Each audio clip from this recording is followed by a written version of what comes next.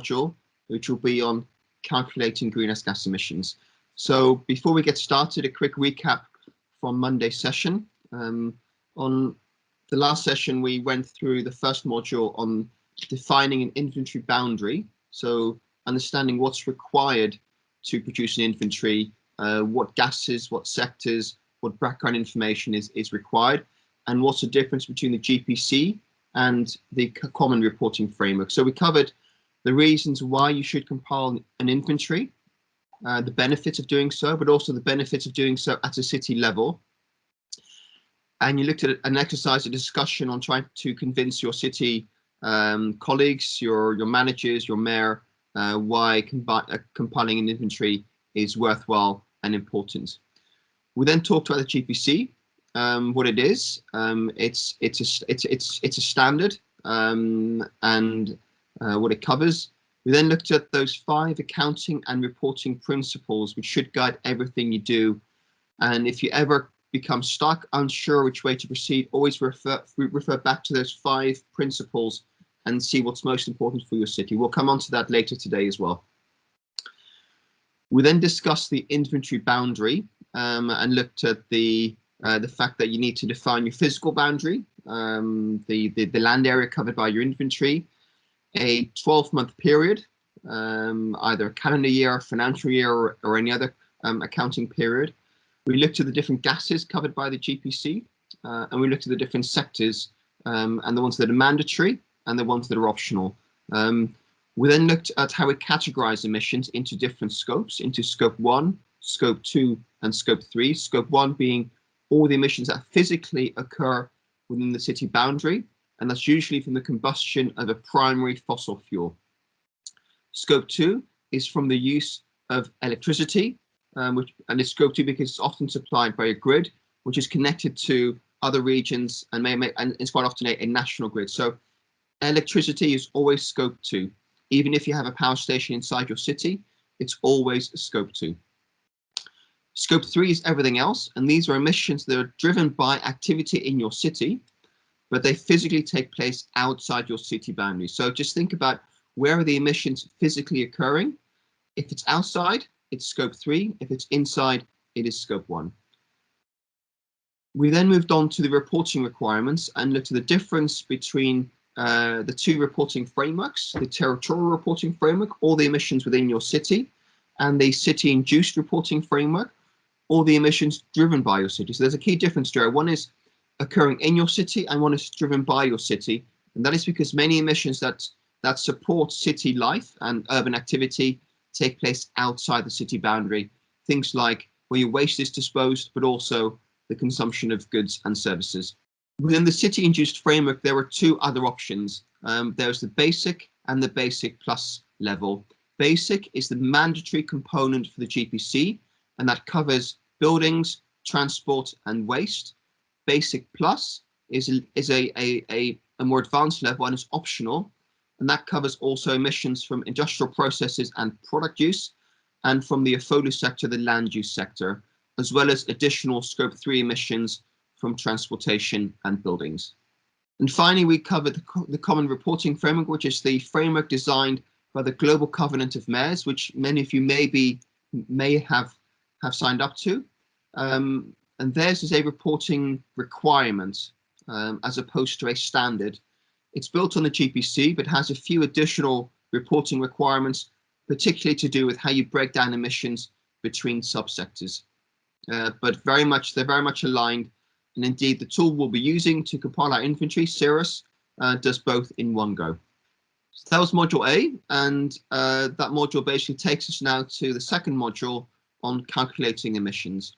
But before I get started, I'm just going to pause for a second to see if there are any questions remaining from the first session on Monday. Okay, I can't see any questions, but if you do have any questions during this session, please feel free to use the chat function. But with that, we'll get started on today's session on calculating greenhouse gas emissions. So I'm going to cover 6 topics today. One is an introduction to calculating emissions. One is a discussion on how we source data, where we source data from. And the biggest session today is on dealing with data challenges, and we'll give you some tips and some skills to manage where you don't have the ideal data. You want to make sure it fits into your inventory requirements. So we'll look at a few different techniques to adapt the data that you do have. We'll then look at notation keys, as well as managing data quality. And finally, at the end, we'll do an exercise, and you will become the reviewers, and you'll look at an inventory, and you're going to try and spot 10 mistakes in that inventory based upon the GPC requirements. So let's get started with the very first session. Before that, though, today we'll be using the workbook, and this is the Excel document that you should have in your in the Google Drive folder. Not the Google Drive, but your shared folder. If you haven't downloaded this, please do. We'll be using this on 3 occasions during today's session. It's an Excel workbook, and it consists of 3 bits: exercises, tables, and reference. The reference bit is for you, and it provides you with some tables with information to use during the exercises. And it covers the GPC reporting framework, so it covers all the sectors and subsectors, and whether they fall under basic or basic plus. It includes a list of global warming potential factors, which we'll need for one of our exercises. It includes a definition of the 4 notation keys, and it also includes a checklist on potential greenhouse gas or sources of greenhouse gases in your city. The tables are the tables we'll be using starting next week when we look at the different sectors. And we'll be using them to begin to compile our inventory and understand which sources are taking place inside your city, and how do we align them to the GPC reporting framework. So we'll go through those tables starting next week, but you'll be completing those as we go through the different sectors. And then here at the top, you've got the exercises. And during each module, we'll do a few exercises, again, to do some calculations, and you'll be working on them through using the Excel workbook. So we'll go through each of the tabs. And the tabs are the bottom of the Excel file, and we'll complete the exercise in those tabs. So we'll come on to this later, but just to make sure you have this open, you have this downloaded. If you haven't, please download it, because we'll need it today, and I'll take you through that when we start using the workbook. Okay, so moving on to the first topic for today, which is on calculating greenhouse gas emissions.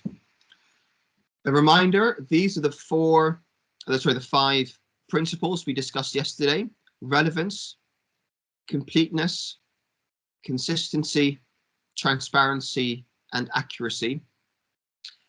And particularly when it comes to calculating emissions and sourcing data, you'll be torn between these 5 principles.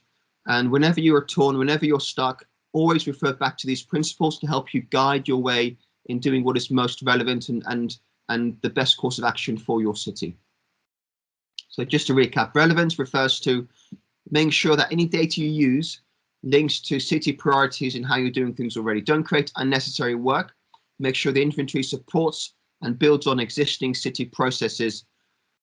Completeness, always aim for a complete inventory, especially if you're part of the Global Covenant of Mayors. Make sure you cover all the required sectors that you need. Consistency, make sure that when you update your inventory, you're applying the same boundaries, the same data sources, the same calculations, because otherwise you're going to get different results and the data won't be comparable. Transparency, make sure you provide very clear documentation, and you clearly disclose your data sources, your assumptions, and your methodologies. And this is important for a number of reasons. 1, people will have more faith and more trust in your inventory if you're willing to disclose how you calculated it. 2, internally, if staff change, then having everything clearly disclosed means that if someone leaves the organization, the knowledge stays within the organization, so it doesn't leave with that person. But also, it's really important to engage stakeholders. If people can see how you've done things, if they see you being open, they're more likely to trust you and to work with you. So transparency is very important. And finally, accuracy. Obviously, we want to aim for an accurate inventory, and that means the results that we have actually reflect what's happening in real life. So we don't underreport and we don't overreport. And accuracy is often one of the most difficult principles to achieve, because we're working at the city level and data is often incomplete, and that compromises the accuracy of the inventory. But whenever you get stuck, go back to these 5 principles and decide what is most important for you and for your city. And again, just a reminder that often we have these trade-offs between the principles, so it's critical that you decide this for yourself, for your city, and don't take another city's or my guide, because it's got to make sense within your own personal and your own city context.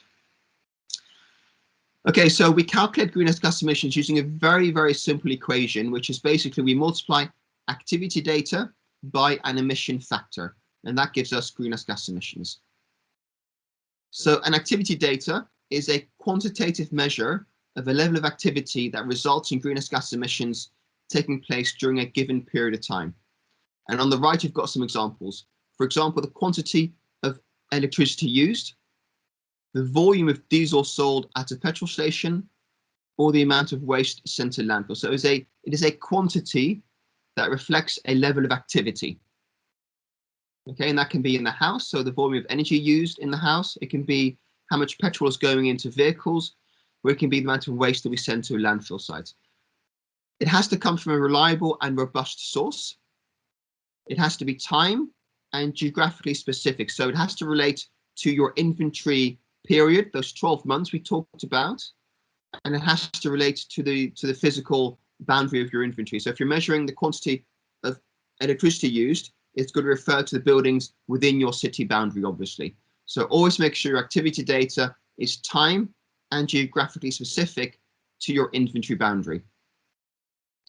If you do decide to take a different approach, or if you have to manipulate your data to fit those boundaries, always make sure you clearly document this. It is valid to use different approaches. In fact, you have to use different approaches because the perfect data very often doesn't exist. But if you do so, always clearly document your assumptions and your approach. So a quick reminder, activity data is a quantity of activity. It's a quantity that looks at the amount of fuel sold, the amount of energy used in the house, or the amount of waste sent to landfill.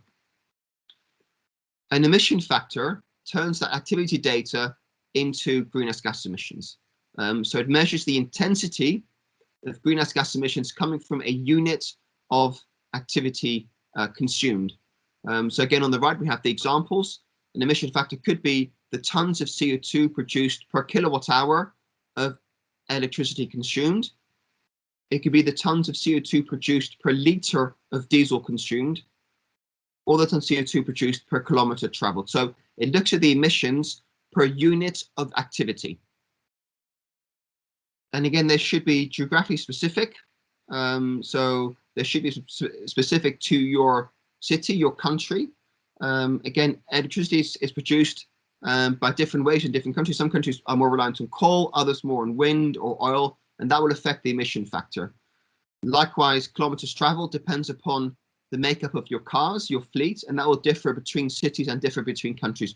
So always make sure your emission factor relates to your own geography, be that the city, the region, or the country. If you can't find a good emission factor for your own country or your own city, you can always use other sources. The IPCC, the International Panel on Climate Change, provides default factors that you can use for this purpose. And there are quite a few international databases that you can use as well. But where possible, always try to find one that applies to your own personal geography, your own country, is always better than using an international emission factor. But essentially, you multiply those two together. So activity data by your emission factor gives you your greenhouse gas emissions. Next, we come on to something called global warming potential. And we know there are 7 greenhouse gases that are being captured by the GPC. We have carbon dioxide, CO2, methane, CH4, nitrous oxide, N2O. We have then hydrofluorocarbons, HFCs, perfluorocarbons, PFCs, sulfur hexafluoride, SF6, and nitrogen trifluoride, NF3. We have those 7 gases, but they're not all equal. Some have a much greater impact on the climate than others. And you can see that here. This is not to scale. but methane has a bigger impact per unit of gas than CO2. N2O, nitrous oxide, has a bigger impact than methane and CO2. And HFCs and PFCs in SF6 have a much, much bigger impact on the climate than CO2, CH4, or N2O. And to compare their impact and to be able to add them together in the same inventory, we use something called global warming potential factors. And a higher GWP, as we call it, indicates a greater impact on the climate. So 1 unit of HFC has a much bigger impact than 1 unit of CO2. And so whenever we convert emissions, we need to take into account their impact on the climate, and therefore we need to take into account the global warming potential factor. So here's that summary. So all emissions must be reported as metric tons of each gas, as well as their CO2 equivalent. So we use this global warming potential factor to convert any gas to a consistent unit, and that consistent unit is CO2 equivalent, or CO₂e. And it's the universal unit of measurement that accounts for this GWP when measuring and comparing greenhouse gas emissions from different gases. Individual greenhouse gases should be converted into CO₂e by multiplying by their 100-year GWP coefficient, or their GWP factor, using the latest IPCC guidance or the version used by your country's national inventory body. So let me just move on to the next slide. So this is the calculation. Again, a very simple calculation, but often forgotten. But always make sure that for all your gases, you multiply them by their global warming potential factor to convert them from either CO2, from CH4, from N2O, into something called CO₂e, which means we can add them together. And so the IPCC has measured the impact of these different gases, and they produce something called the assessment report. And in these reports, they provide us with the global warming potential factors that they've estimated. And every time they publish one of these reports, the factors quite often change. So the most recent report is called the 5th assessment report. So 5AR is the 5th assessment report. That's the latest report. And the first was 2AR, the second assessment report. You'll see that the factor for CO2 is always 1, because we're converting everything else into CO2 equivalent. So CO2 is always 1. It's the same before and after. For methane, it ranges between 21 and 28. The latest estimations say that methane is 28 times as powerful as CO2. So it has 28 times as big an impact on the climate than CO2. The first AR report, the 2AR, concluded that the impact was 21 times as big. The latest report suggests it's 28 times as big. So the science on that has changed, and they've increased the factor to 28. For N2O, the latest estimate is that it is 265 times as powerful as CO2, and that's gone down since the second assessment report from 310. So you're always recommended to use the latest report, so to use 5AR, which is the most accurate science. It's based on the latest science. But if your national government uses something different, you should use your national government's assessment report. And that is to remain consistent with national reporting. So where your country does use one, use that one. If they don't, use 5AR as default. Does anyone actually know which assessment report the Malaysian national government uses for calculating CO2 equivalents? If you know the answer, please type it into the chat.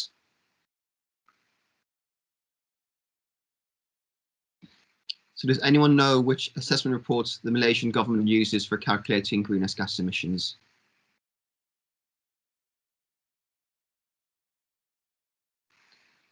Because this is a crucial piece of information to know when you're going to be converting gases, which factors to use.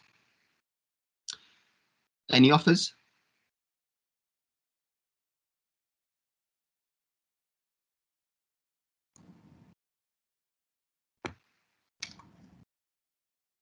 And it's right, we've got the 4th assessment report is the right answer.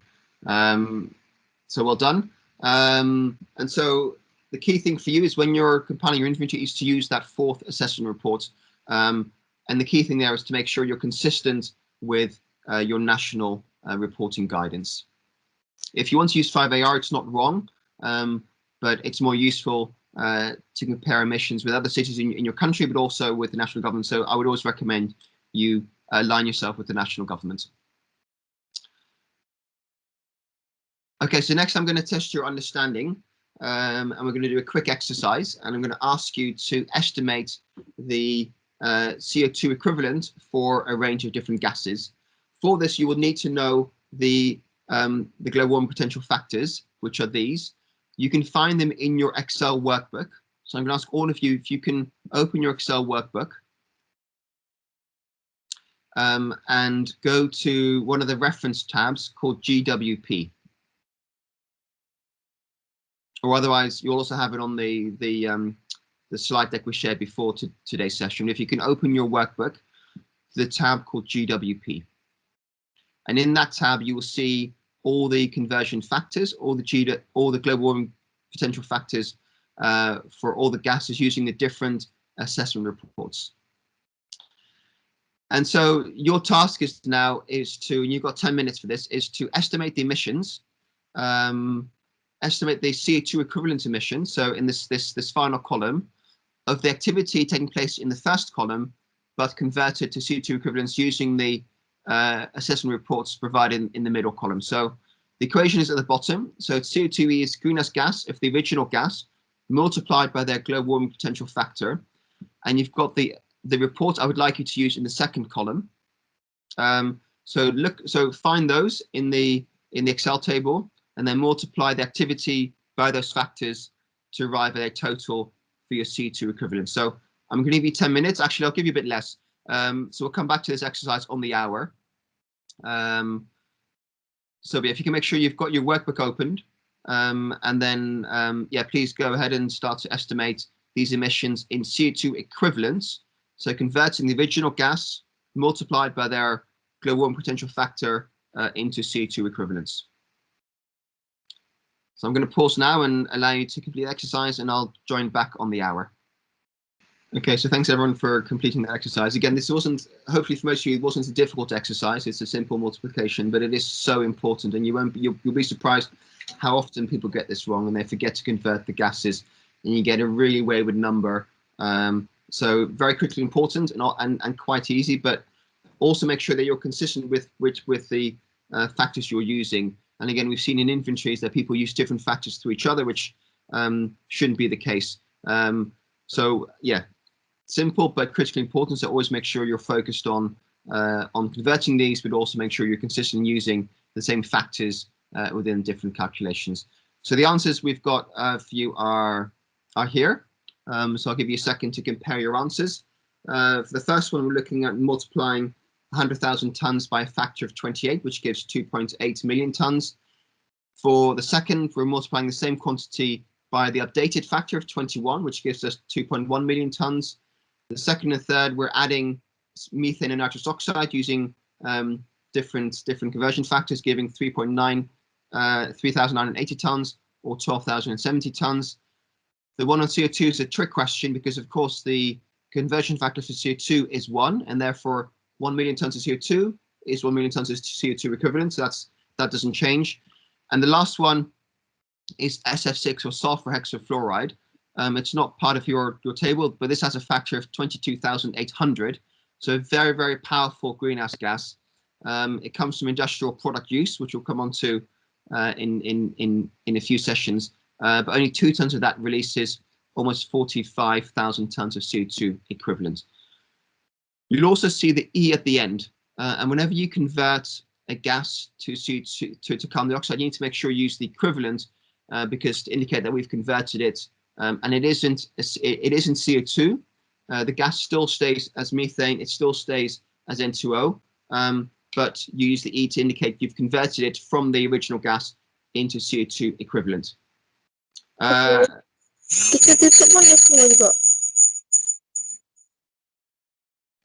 there's a question mark around the conversion factors, and yeah, you're right. They are the other way around. So the first 2 answers should be the other way around, with the factor for the second AR should have been 2.1 or 21, and the factor for 5AR should have been 28. So apologies for that, but well spotted.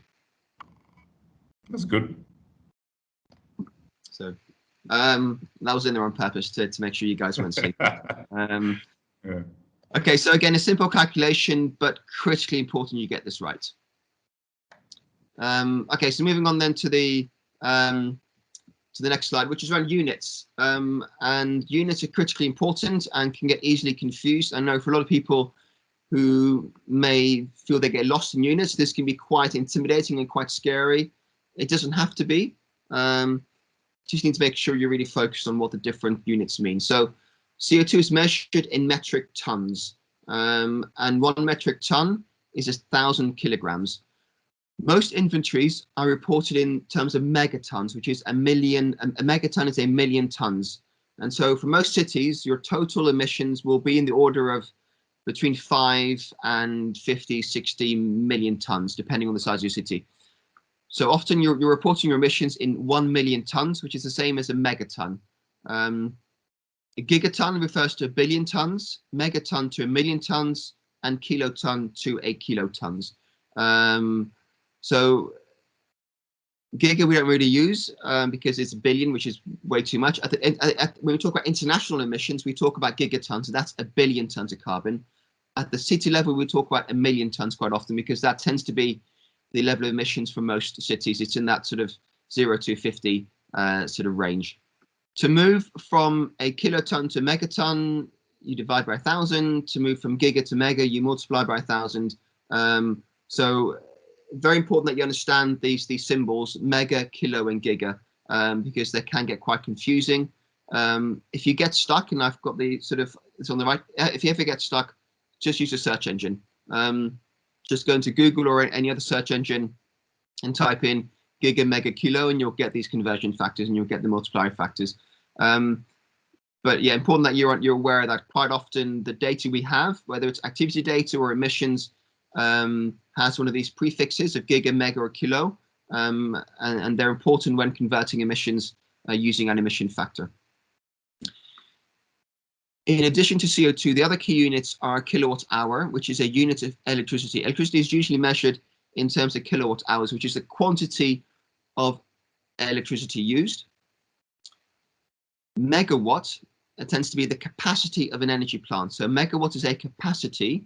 It shows you that the possible power of a plant, but a kilowatt hour is the unit of energy consumed. A megajoule is a standard unit of energy used, and this is often tends to be an international unit where you convert different units into one single unit called megajoule. And the last you often see in inventories is tons of oil equivalent. And this is a normalized unit of energy, which is used for primary fuels, so fuels that we burn, like oil, coal, gas. They tend to be converted to TOE, tons of oil equivalent, to be able to compare and add up different quantities. Definitely study this page again after today, but also if you ever get stuck and ever confused what a unit means, or whether it means 1,000,000 or 1 billion or 1,000, just go to a search engine and there's plenty of web pages there that will give you the answer very, very quickly. One important thing to note is that a ton spelled T-O-N-N-E is different to a ton spelled T-O-N. The US uses something called TON, ton. They have long and short tons, and they refer to different quantities of a material. For inventories, we use the metric ton, which is spelled T-O-N-N-E, and it's 1,000 kilograms. So be aware of that difference in spelling, because they do mean different things. And for inventories and for your purpose, always refer to tons, the metric version, T-O-N-N-E.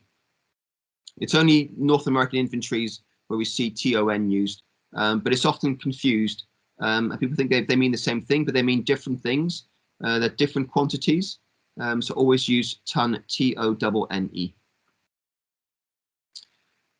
Okay, so then move on to the next module on sourcing data. And this is really at the heart of being an inventory, and this is really where you become the detective. And one thing that I enjoy most about an inventory is problem solving. You'll never have the perfect data for your inventory. You're always going to have to make assumptions and find solutions. Actually, I can't find that data. Where can I get that from? Or how could I fill this gap? And your role is to become a detective. It's to find the best data possible for your inventory and try and look at different sources. Don't use the first source you have, or don't use a source your predecessor used, but have a look at what else is out there to try and improve the quality of your inventory. So before we now continue, what I'd like to do is for you're using the chat function, is just to list possible sources of where you think you might find good activity data or good emission factor data. So use the chat box function and just type in some sources where you might go to collate good quality activity data or emission factors. And please don't use the next slide in your slide pack, but if you can just use your own thoughts and just begin to type a few sources that you might think about using to collect this data source. So we have the first recommendation, which is around government agencies publish data. Yes, very good. TMB, I'm not familiar with what that is, but I'm sure you are. Service providers, the landfill site operator. Very good. TMB is the utility. Thanks, Deep. IWK, again, over time, I'm sure I'll become familiar with these acronyms. The National Energy Balance, correct. The Energy Power Company, yes. The BURS, the National Inventory Report, very good. Data at the sewage treatment plant, yes. Thanks, Deep. Maybe one or two more suggestions, and then we'll move on. IPCC guidance, yes, very good. Again, they're a very good default source. If you can't find any other data, always go back to IPCC. And sales data from petrol stations, again, that's a very good data source as well. So that's great. So I think you've already got a very good idea of where this data comes from. So let me just give you sort of my my list. This is not a complete list by any means, but it's just meant to give you some ideas. So we have government departments and agencies, census data, tax records, and your national government greenhouse gas report, which is the BURS report, BURS 2 or BURS 3. International organizations, IPCC reports, FAO, the Food and Agriculture Organization data, so any of the big UN organizations. Universities, research institutes and NGOs, they quite often do local surveys, they do reports, scientific articles, journals, reports, etc. Your utilities and service providers, so your waste contractor, and I think a few of you made that suggestion, you know, your landfill operator, your sewage treatment plant provider, your energy company, they often have very good data. Sometimes quite difficult to get data from them if they're not a direct contractor, but they often have very good data. But also sector experts. So, you know, your colleagues, any reports that you've done within your organization, within your city government, but also just people's expertise is a good source of data. So it could be a colleague in the waste department, it could be a colleague in your transport department who might have data knowledge themselves that you could use. Online, I mean, you know, there's tons of data online, and it's fine to use that. Again, as long as you provide the source and you use a credible website. So examples here, Google has an Environmental Insights Explorer, which provides good data. Wikipedia often provides good and peer-reviewed data. And then finally, yourself, like you are all, at least you will be after this session, inventory experts, and you know, you have your own expertise. So feel free to use that and rely on that. And again, maybe test it out with colleagues, but your expertise is often a very important source of data in compiling an inventory. So there's also a data hierarchy, which refers to data quality, and not all data is good data. All data is data, but some data is better than other data. And so we have this hierarchy. At the top, we have high quality data, which is really data that is city specific. It is data that is measured for your city. And it measures the actual activity taking place. It's not an estimation, it's not a model, but it measures the activity taking place in your city, and it's broken down by subsector. That is the best data you can find. Medium is if you're modeling data using recent activity data, and you're making robust assumptions, or you've done recent surveys. Again, surveys are an approximation because you're only talking or collating sample data and then extrapolating that across the city, which is why I'd say a medium source of data or data quality. At the lower end, you've got data that is very highly modeled or uncertain activity data, say where you're using data from previous years, or you're making a lot of assumptions. If the data is incomplete or it's been aggregated so much that you don't really see the detail, if you're scaling it from the regional or national level, or if you're using proxy data from other cities or other countries to make your assumptions. So there's this real hierarchy in data. None of these data sources are wrong. You can use all of them and they will make a good inventory. But this is meant to indicate there are better sources. And if you can access those better sources, which sometimes take more time and more effort, that they will give you a better quality inventory. So always try and go for that city-specific actual consumption data. So actual waste sent to landfill, waste collected by your operators, rather than data that's modeled based upon, say, per capita waste generation factors for Malaysia. But we'll discuss this in further detail as we go on. Okay, so how do you select data? So we've created a very simple sort of tree here, which is the first one is, your first question is, I've got some data, is this data complete? If it is, use it. If it's not, then think about generating new data or adapting existing data. And on the left, you've got, again, the things we're looking for. We're looking for data from reliable and robust sources. Often governments, universities tend to have really, or contractors tend to have really good data. Data that relates to your inventory period and your own geography, your city boundary. And if it's relating to a technology, to make sure users the data is technology specific. So if you're collecting waste data, for example, and you're sending it to landfill, then use an emission factor or data that actually relates to that landfill site rather than waste in general, which might be sent to different treatment processes. So always make sure your data relates to the activity taking place in your city.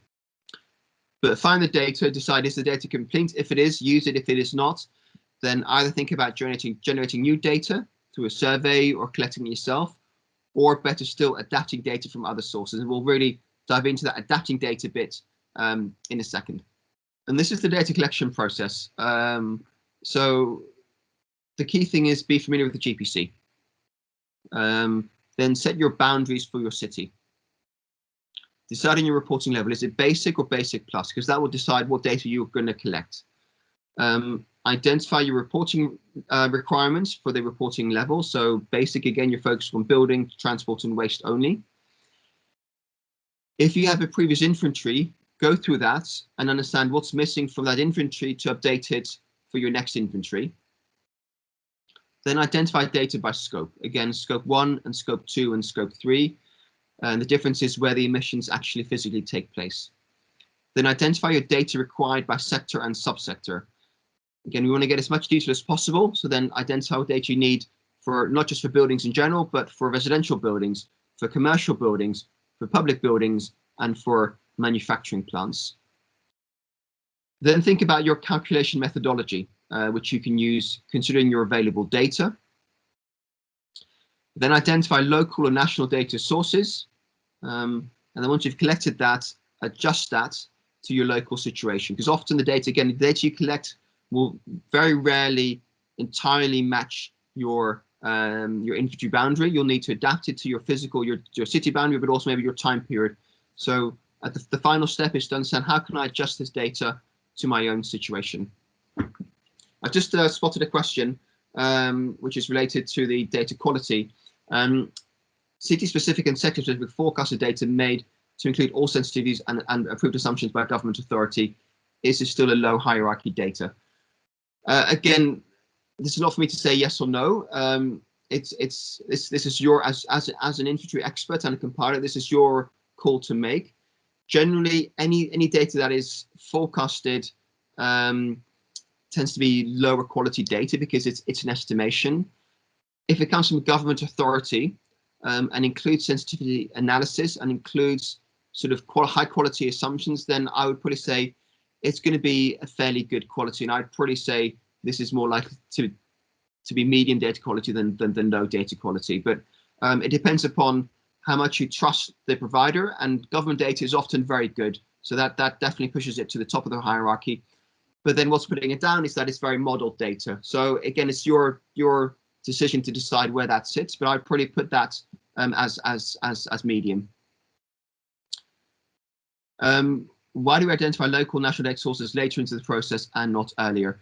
Well, the key thing is, first of all, to know what data you're collecting. And so based upon your reporting level, basic or basic plus, based upon your previous inventory, you want to then identify the data needs before you look at the different data sources, because there might be other data sources better. And if you identify them early on, you might not sort of consider other sources later on. So it's always better just to really document clearly what data you need, broken down by which subsector. So based upon your, say, the GPC, but also the Common Reporting Framework requirements, I need data broken down by these subsectors.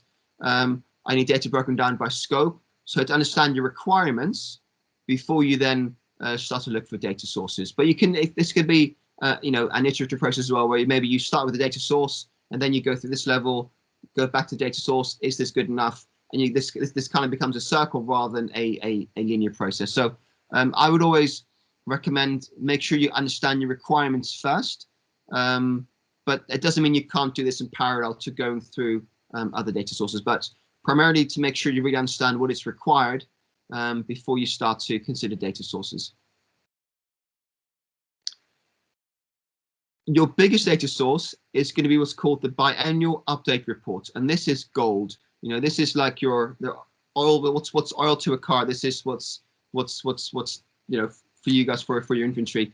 This contains so much data that you're going to be using. This really is the benchmark for your inventory. This is, so every 2 years, countries that are part of the UNFCCC, which is the United Nations Framework Convention on Climate Change, need to submit a biannual report to the UN, reporting on their national greenhouse gas emissions. And Malaysia's reported 3 so far. They're called BURS for short. So BUR 1 was submitted in December 2015, BUR 2 in September 2018, and BUR 3 was submitted just recently in December of last year. And this is your national government's report to the UN, which includes their inventory data, but also actions on mitigation. But it also includes really useful data sources, activity data, emission factors. It's a real treasure trove of data. So it covers energy, waste, industrial processes, and land use, agriculture. Energy covers both buildings and transportation. So it's at the national level, it's one sector. At the city level, we've got 2 separate sectors, but they're both covered by under energy. It also includes a time series of data from 1990 to 2016 for each sector, and it covers those 7 gases we talked about before: CO2, CH4, N2O, HFCs, PFCs, SF6, and NF3. And as we discussed earlier, it uses the GWPs from the 4th assessment report. So I've just taken here some screenshots from the report, and I've highlighted a few keywords here. So yeah, they use data from annual scheduled national publications. Where possible, they use international data where national data isn't available. For the energy sector, they use a report called the National Energy Balance, which comes from the Energy Commission. They also use waste data from the Department of Statistics. So again, what I'm trying to illustrate here is you can use this to find good data sources, understand where they're using data from, but also realize that at the national level, they are using international data as well, because national data often isn't fully available. But this is really good to begin to identify some really good data sources that is being used at the national level. But also archiving is important, and this goes back to transparency and documenting your assumptions. And there's a section in the BUR 3 that says how the national government is doing this. And so at the bottom again, you know, you've got the data files, the spreadsheets, the reports, and they're saved at the Ministry of Environment and Water. So if you need them, you can probably contact them for that. But important that you do this as well. So you document where your data comes from, where people can access it. Again, to make sure the knowledge is retained, it's reported, but also to increase trust and transparency in your inventory. So this is the summary for Malaysia. This is the national inventory, and this is how they break the emissions down. And again, in this one, you can see they've indicated the sector here in that first column. In the second column, they've indicated which gases are applicable. A third column, they've converted the gases into CO₂ equivalent. And in the 4th column, they're showing the conversion factor they've been using based upon the fourth assessment report, and in the final one, they've totaled them together. So sorry. So in the I think in the middle one, it's the raw gas, and the final one they've converted it. So again, you can see how at the national level they're disclosing it very clearly, showing the full calculation that they're making, and documenting all the gases by different sector. And we'll be doing something similar with your greenhouse gas inventory as well. This then shows the emissions broken down by subcategory, and these are the main categories. And you can see again here, so they've broken energy down by industry, by road transportation, by gaseous fuels, fugitive, then waste is by wastewater, solid waste disposal, etc. So you've got all these different subsectors, and again, they're showing the gas, they're showing the estimate, they're showing the conversion, they're showing the percentage that it contributes to the overall inventory. I've got an important point here at the bottom right, and this is really important to understand. The national level doesn't report on electricity consumption because they don't include scope 2 emissions. This is just scope 1 emissions. These are all the emissions that take place inside the boundary of Malaysia. And the emissions that we report as scope 2 come from the combustion of fuels in power stations, and they're reported under energy industries in the BURS 3. So you won't see electricity use here, you'll just see the energy that is being, or the fuels that are being burnt to create that electricity, but they're all reported under scope 1. Because at a national level, all those power stations are within the city boundary. At the city level, they're often outside the city boundary, hence we've got the scope 2 idea for city inventories. But for the national level, it is just scope 1 emissions. So very important to be aware of that. There's also a really useful table in BURS 3 showing the key statistics.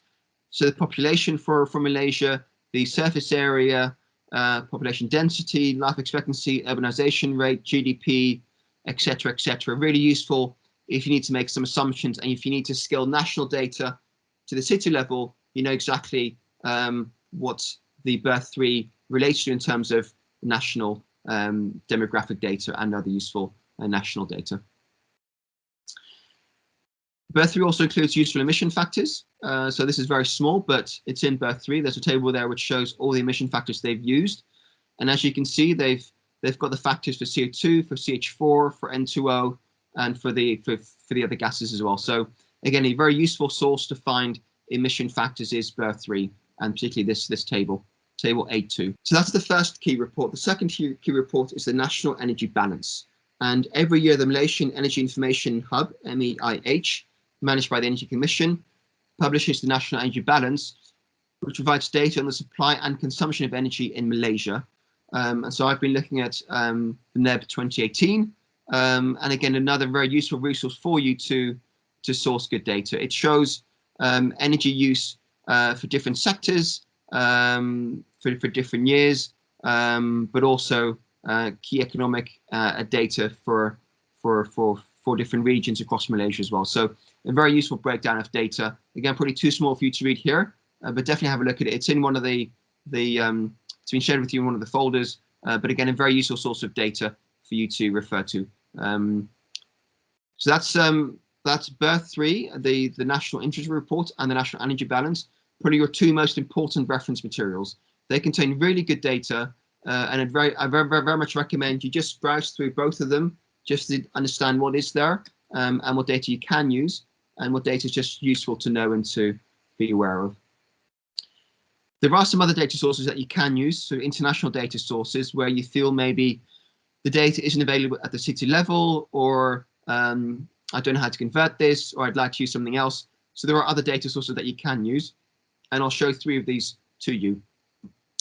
So this keeps going backwards, apologies.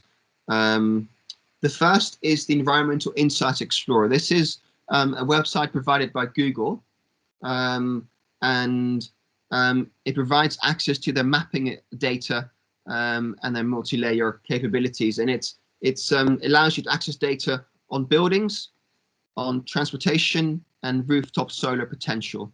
So they give you data on the floor area of your buildings, broken down by different types, and they then use emission intensity factors, which they've sourced from different reports to estimate your emissions for your buildings. For transportation, they use their tracking data from their Google Maps functionality to estimate emissions by mode for different different cities. It's really useful. If you go to www.eie or just sort of type in EIE into Google, and it'll take you there. There's a link at the bottom right actually to get you there. And on the right is an example of the data you're likely to find. So for transport emissions, they'll give you Google's total estimates of emissions. They'll give you estimates on number of trips and vehicle kilometers traveled. And then at the bottom, they give you estimates by different mode. Again, too small to see here, but you've got sort of automotive, bus, cycling, motorcycle, on foot, I think rail and subway. So they'll give you a nice breakdown. But a few things to be aware. It doesn't cover all cities. So if you want to have a look at them, contact them and ask them if they have data for your city. They don't cover all cities, so just bear that in mind. It does require you to log in and create a user account. So that's not a big barrier, but it does require some additional work. But the key point is, these are Google's assumptions. They don't disclose their assumptions very well. A lot of their data is still proprietary, which they're making available to you. So make sure you trust the data and make sure you calibrate it with other sources to make sure it actually feels correct if you're thinking of using this. We've had some cities very happy with this data. Other cities have chosen not to use this data because they don't really know where it comes from. They don't trust it. So don't just take Google's word at it. Definitely sort of scan and review the data, make sure it fits your needs, because it may not well calibrate with your other methodologies or other estimations. But it is a potential source of data for you that may be free of charge. So that's the EIE provided by Google. The next is the GPC interactive dashboard, and this is hosted by C40. So they have a dashboard on their website. Again, the link is at the bottom, but you can also just type in C40 GPC dashboard and it'll take you there.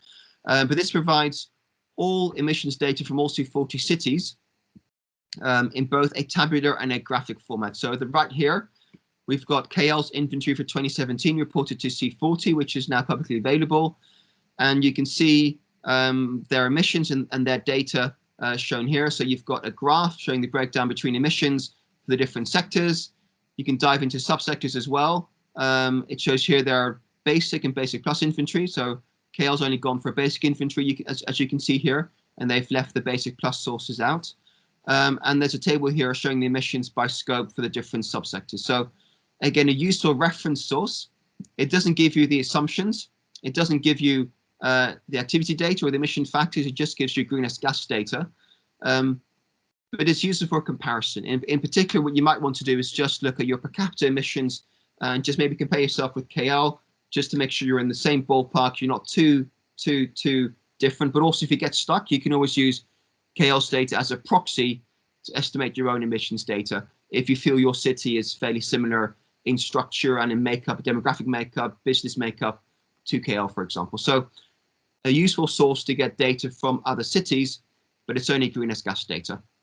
Then finally, we've got the UK emission factors database. And this is a very comprehensive database of emission factors.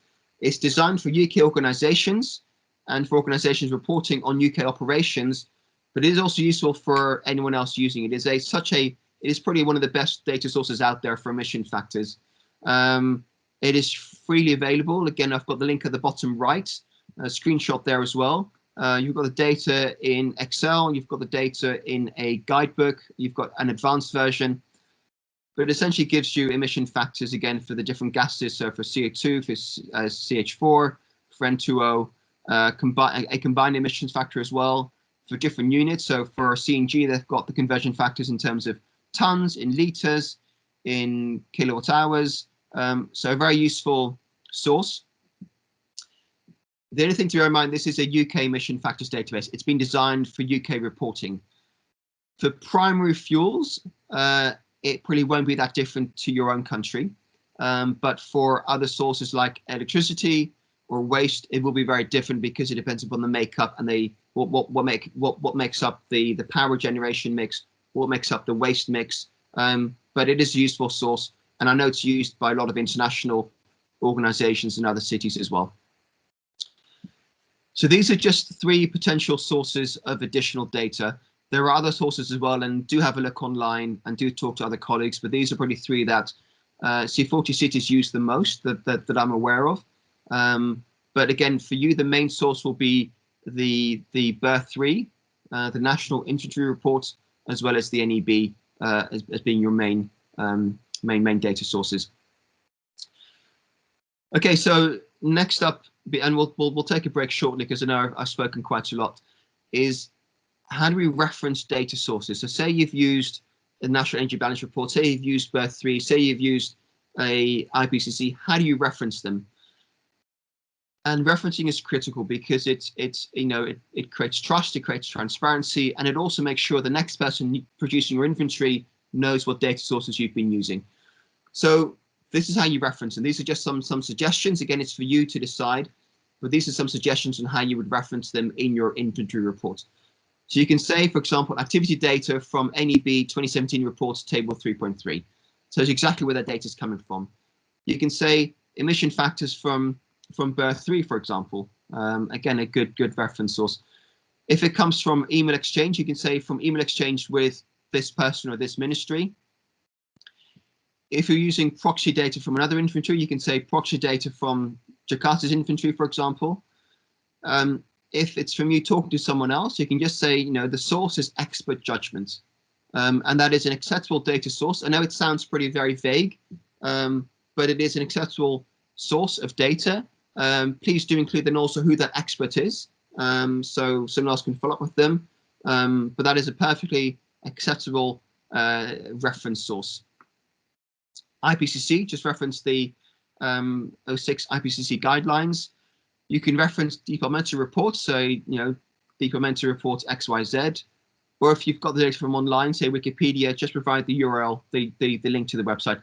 These are all acceptable data sources.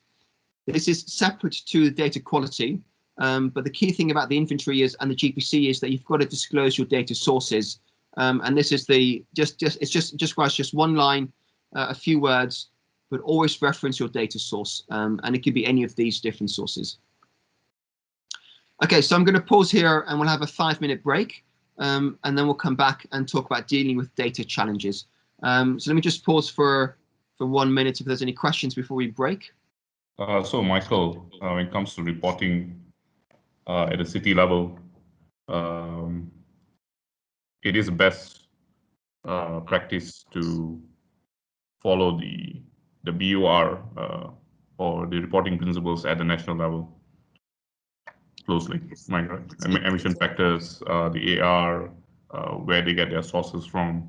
That'll be my recommendation, yes. If you can find better data locally, use that, but yes, right, yeah. If you can't, then always use the national data, because it's good quality data. It's already been sent to an international organization. It's been verified and checked by a lot of different departments, so it's good quality data, and it's consistent with your national government. So I would also recommend you use those 2 sources, the BURS and the National Energy Balance Report, as your main national government data sources, yes. Okay, so no questions, so we'll move into a break. Actually, there is a question just in time. So there's a question there. If cities cover scope 2 in their calculations, is there a possibility for double counting with national level greenhouse gas inventory, which calculates energy generation? So there shouldn't be, because your scope 2, in theory, all the scope 2s from all the cities should add up to the national generation. So there shouldn't be a double counting per se.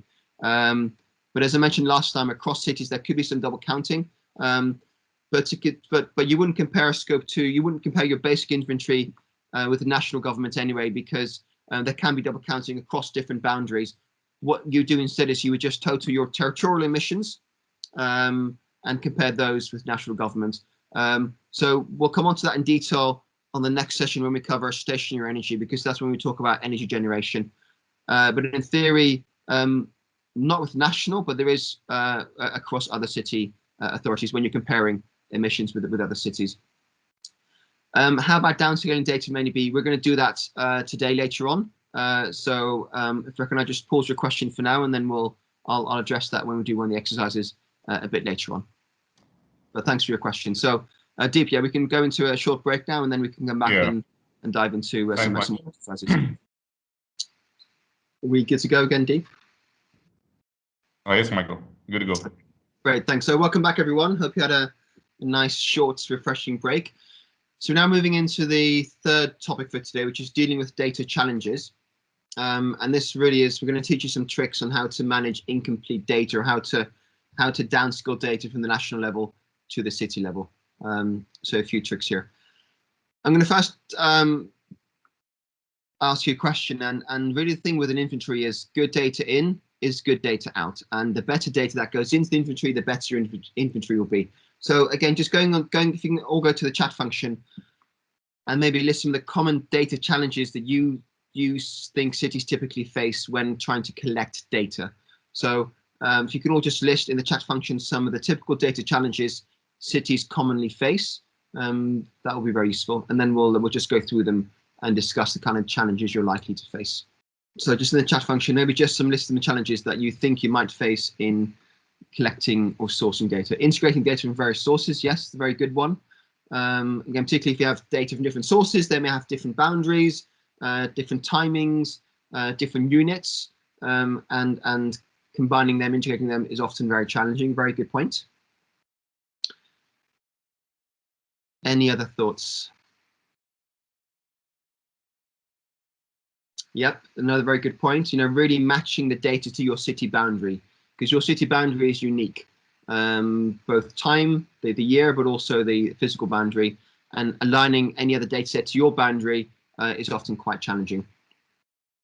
Data not focusing on the city, but on a bigger scale, correct? Yes. Again, the example here is national data. You know, trying to make sure that fits your city boundary. And that'll be one of your most common challenges, is how do you align data to your city boundary. Another two very good points: data that's confidential, which maybe you might not be able to access or you might not be able to use. Outdated data, you might find data, but it's out of date. Stakeholders not cooperating, yes, another huge challenge. Often data is power, and some teams don't share data very easily, and it's difficult to get data from different departments. Limited availability on the mission source data, yes. Different formats from different sources. Agency won't share data, yes, no, perfect. These are some very, very good suggestions, and I'm sure frustrations as well that you've experienced in the past. And accuracy, yes, you might have data, but it may not be accurate to your city boundary. And compiling the data and pulling it together. Okay, great, some very good suggestions there. And the time it takes to get the data, and you don't have infinite time, do you? You've got a full day job to do as well, and then collecting data takes up a huge amount of time. No, this is all very true. So I think you've covered everything that I was going to say. But it's not uncommon. You know, I think it's very common that you have incomplete data, and this is, I think, one of the biggest challenges, as I mentioned, that you'll face. There will be some data available, there always is, but it may not be ideal to your city boundary. So this is kind of feedback that we've had in the past. So we have data, but it's not broken down by vehicle type, so it's not disaggregated. The data covers other cities as well, so it's not specific to your city boundary. The transport team tell me we won't collect the data I need, so they're not collecting. You want the data, but they're not collecting it. Or the last survey they carried out was in 2010, which isn't very useful for 2021. So just some of the challenges that you might face. And these are, again, some examples we included. We have gaps in periodic data. So if, say, for example, you have data for 2014, 2015, but then in 2018 and 2019, what about 2015 and 2016? Recent data not yet available. So you want to report in this, just say, for your 2019 inventory, but that data hasn't been published yet. The data is confidential, so you can't share the data or you can't access the data. Only country level data is available. So, for example, only data is available in the BURS or in the NUB reports. Data doesn't lie with your city boundary, or is only available for part of the year or for part of the city. Again, so this is something that every city faces. So you're not on your own, and we'll go through some techniques to address those. Have a look at the diagram on the right, and these are estimates of the climate impact on Northwest Europe. And FAR stands for the first IPCC assessment report, SAR the second assessment report, TR the third, and AR4 is the fourth assessment report. So you can see a pattern. You can see that over time, the forecasts, the predictions on the impact of climate change in Western Europe are becoming more granular. They're becoming more accurate, aren't they?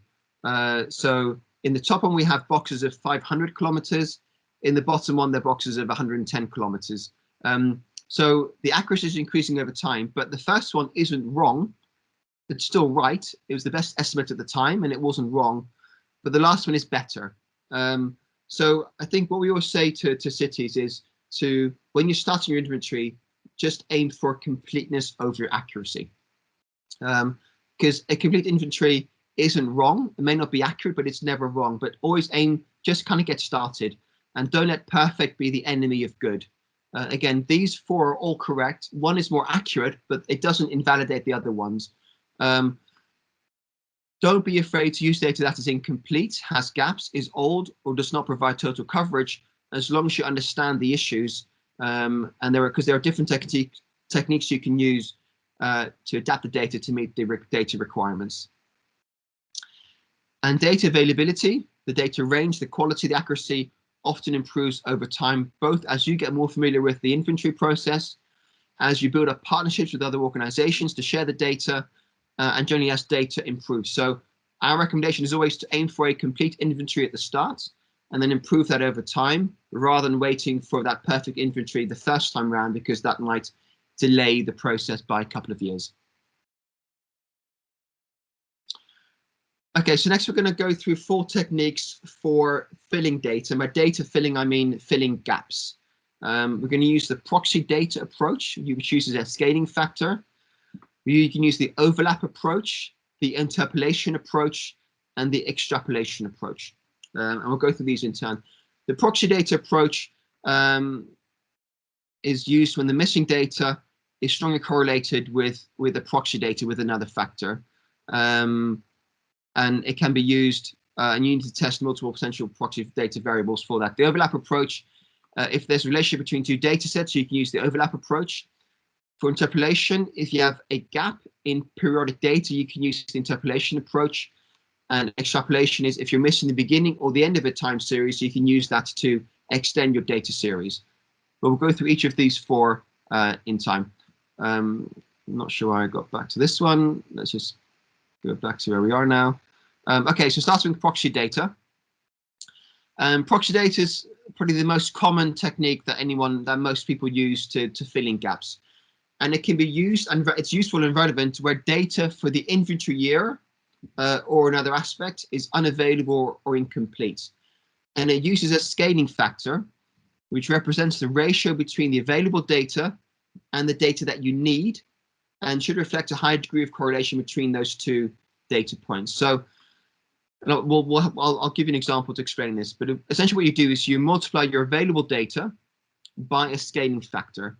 And that gives us your inventory data. And where the scaling factor is based on proxy data, and proxy data is data from another source of data, but which has a good relationship with the data you're looking for. And in this case, so let me just show you the example. And this is a worked example that I'm going to show you, and then let me come back to this. So proxy data, for example, we have missing energy data for 2017. But we have data for 2011 and 2016.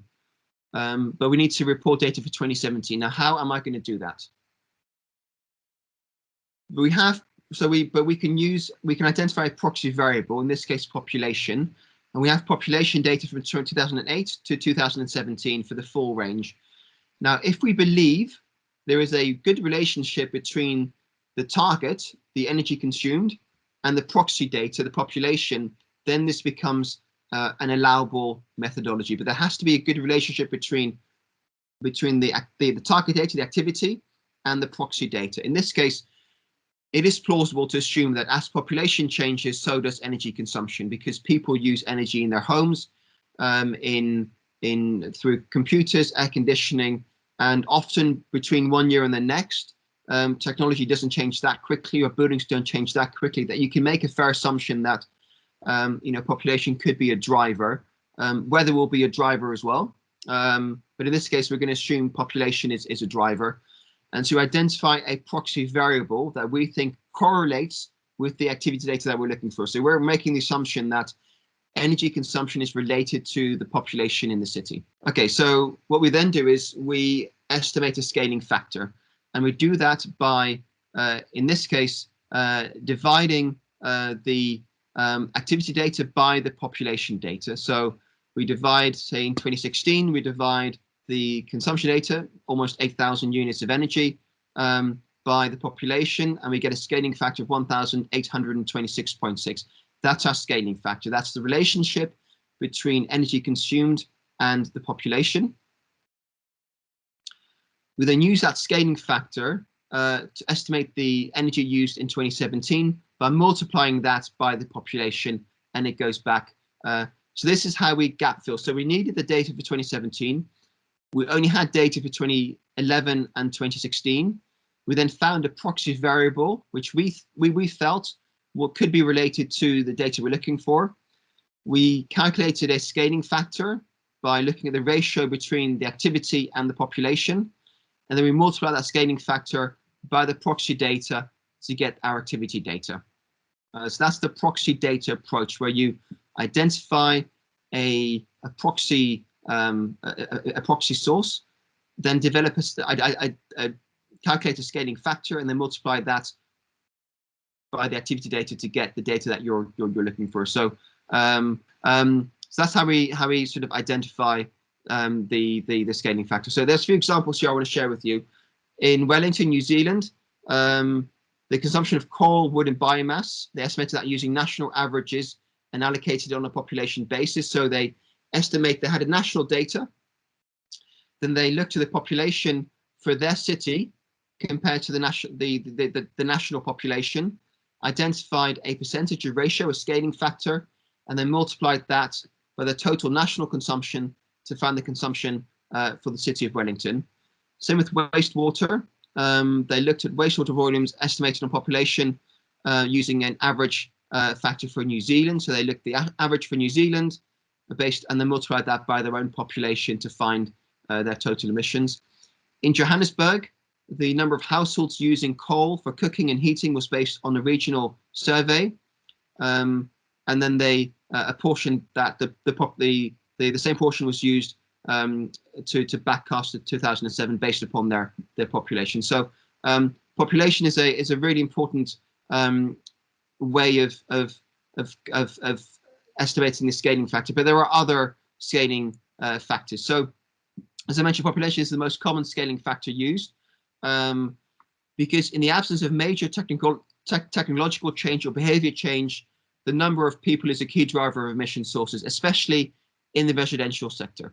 But other proxy data can include GDP, so gross domestic output, employment statistics, so number of people that are employed, household expenditure, number of buildings, or the floor area of buildings, I should say area, and the land area of your city. So you can use different scaling factors depending upon what you're looking for. But if it's in the residential sector, population tends to be the key, the most common proxy data and scaling factor. But it's up to you to decide what is most appropriate in your own circumstance. So just to recap this, you identify your missing data source. You then identify a proxy variable, in this case population, because we're looking at energy consumption. So you identify your proxy variable. You then determine your scaling factor, and you then apply that scaling factor to your missing year, and you estimate that, use that to estimate your activity data. Okay, so we're now going to try this in practice. We can do an exercise using your workbook, and we're going to basically estimate greenhouse gas emissions from waste sent to landfill for your city using the proxy data approach. So we're going to basically, what we're going to do here is we're going to use the approach of using a proxy city. So the approach you would take is you'd find a good proxy city, identify a scaling factor, and then multiply the proxy data by the scaling factor to get your city's data. We're going to use that. We're going to assume KL makes a good proxy city. The reason we're using KL is because I have the data, and it's you know, it's a city not too dissimilar to other cities in Malaysia.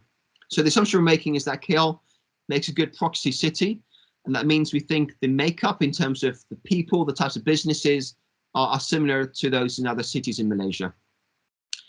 That may or well not be true, and again, it's for you to decide for your own city if that applies or not. But we're going to use this just to calculate emissions and to try out the proxy data approach. So I'm going to ask you to use data on the next slides from KL's 2017 inventory to estimate emissions for your city from solid waste disposal, from biological treatment of waste, from incineration, and from wastewater treatment for your city. So we're going to use KL as a proxy city to estimate your city's waste data for all 4 subsectors.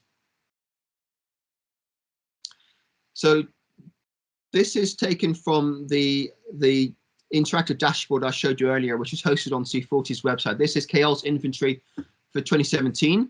And what we can see, we can pick out some really useful data here. So we can pick out potential scaling factors, population, GDP, and surface area.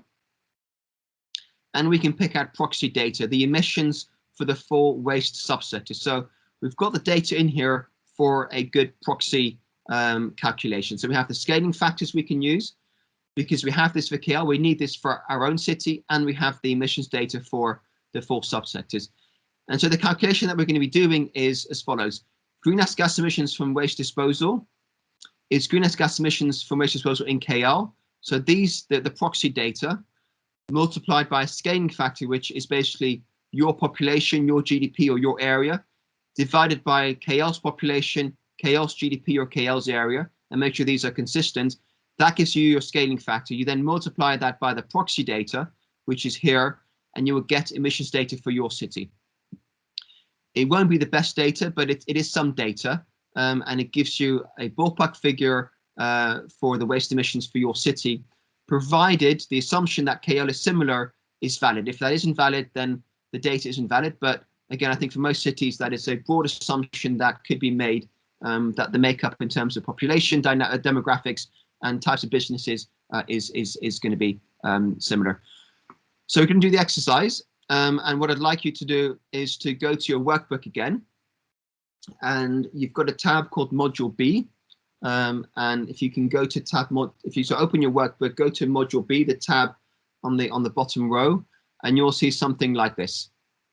So you'll see this this tab.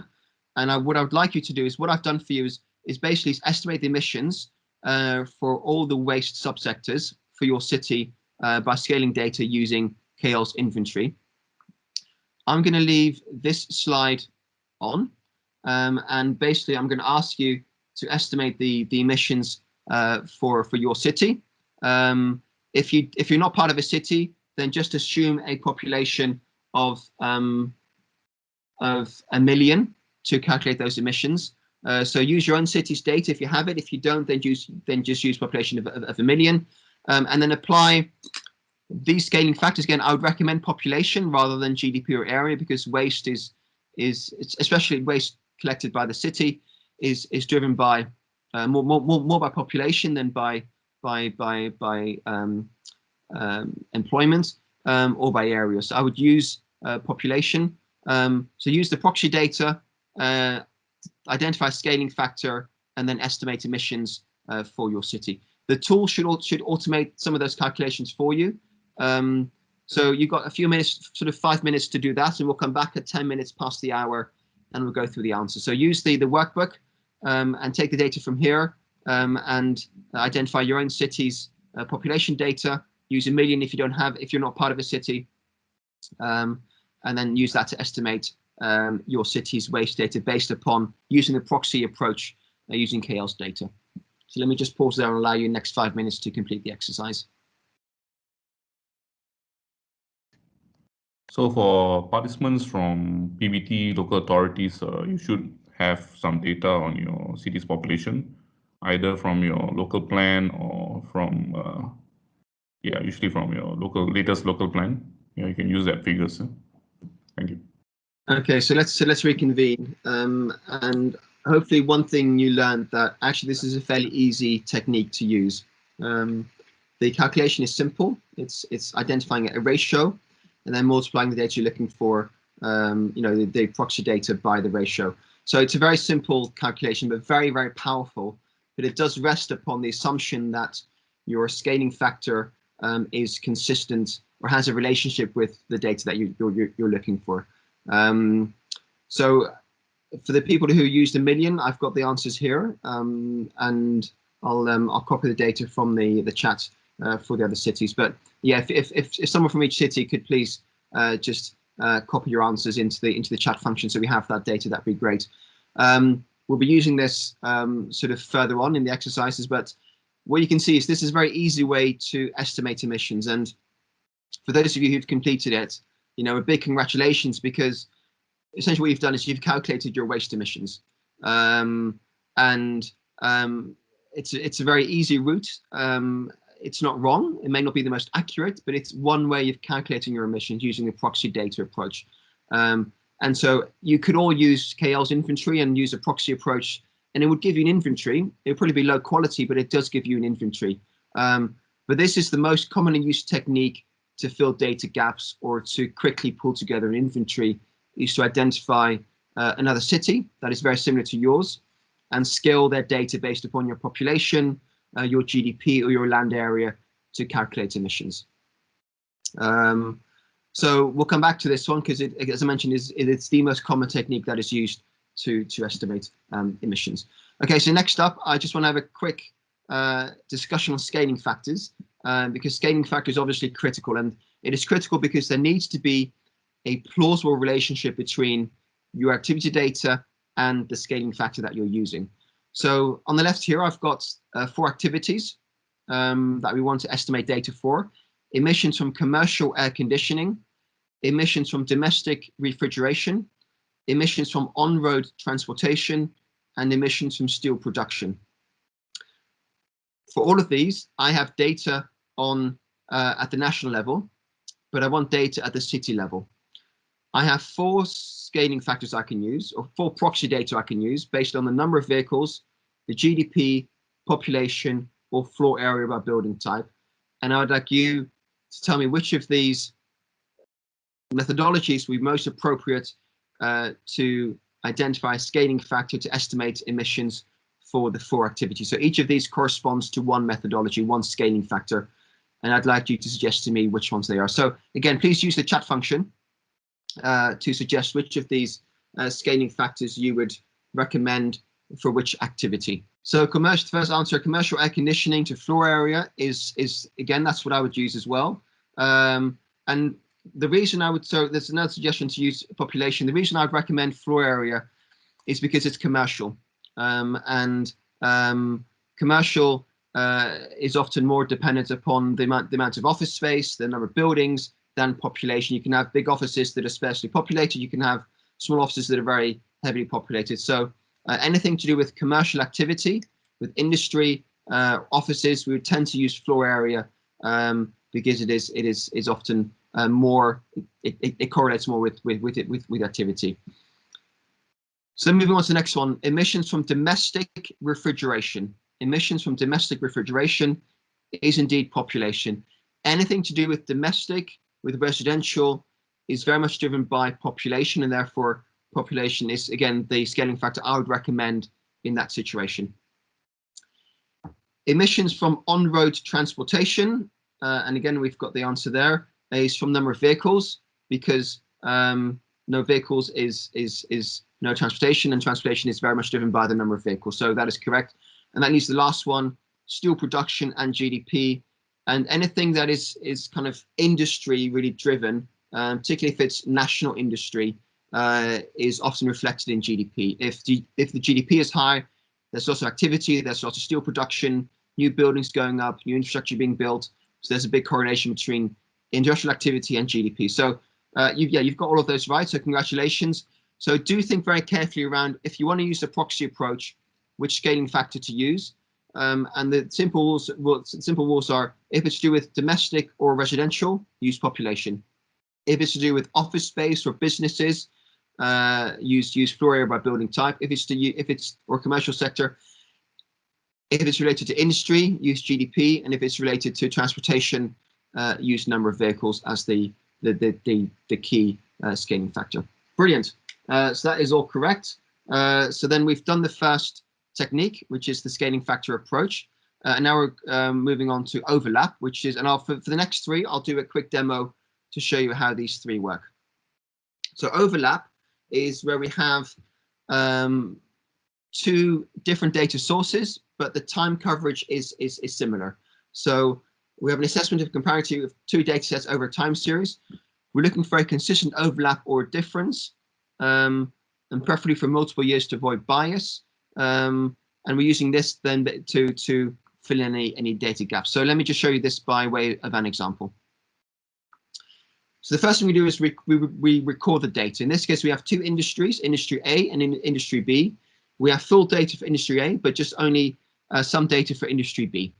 We want to find those last three data points for industry B. The data overlaps for a significant period of time that we can try and use the overlap approach to help with that missing data. We then calculate the ratio between the two data sets. So we look at industry A and industry B, and we calculate the ratio between the two. In 08, it was 0.96, in 09, 0.92, 2010, 0.90, then back to 0.96 in 2014. So that's the ratio between those two industries. We then determine the average ratio. We can see there's no pattern. They go up and down a bit. There's no clear pattern there. So we determine the average by totaling those ratios together and dividing them by 7. In this case, because we have 7 ratios, we divide by 7 to get an average ratio of 0.93. We then apply that average ratio to 2015, 2016, and 2017. And then we use that to estimate the missing data. So we multiply that ratio by industry A to give us the data for industry B. So this is a very simple approach again. It makes the assumption that those industries are fairly similar and the conditions affecting A will affect B as well.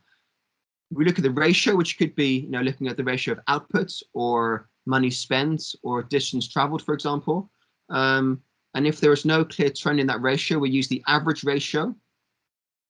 And we then multiply that ratio by the activity in for the missing years to identify the data for those missing years for industry B. So again, a very simple approach, but very effective. We have an overlap, but you have missing data for one of those two data series. So that's overlap approach. Then moving on to interpolation. And interpolation is where you have data, you have a time series, but it's missing data in the middle. And we need to fill that gap. So it's a gap between two data series, and we need to kind of fill that. The simplest way is simply drawing a straight line. Like we've done here, we've just drawn a straight line connecting those points.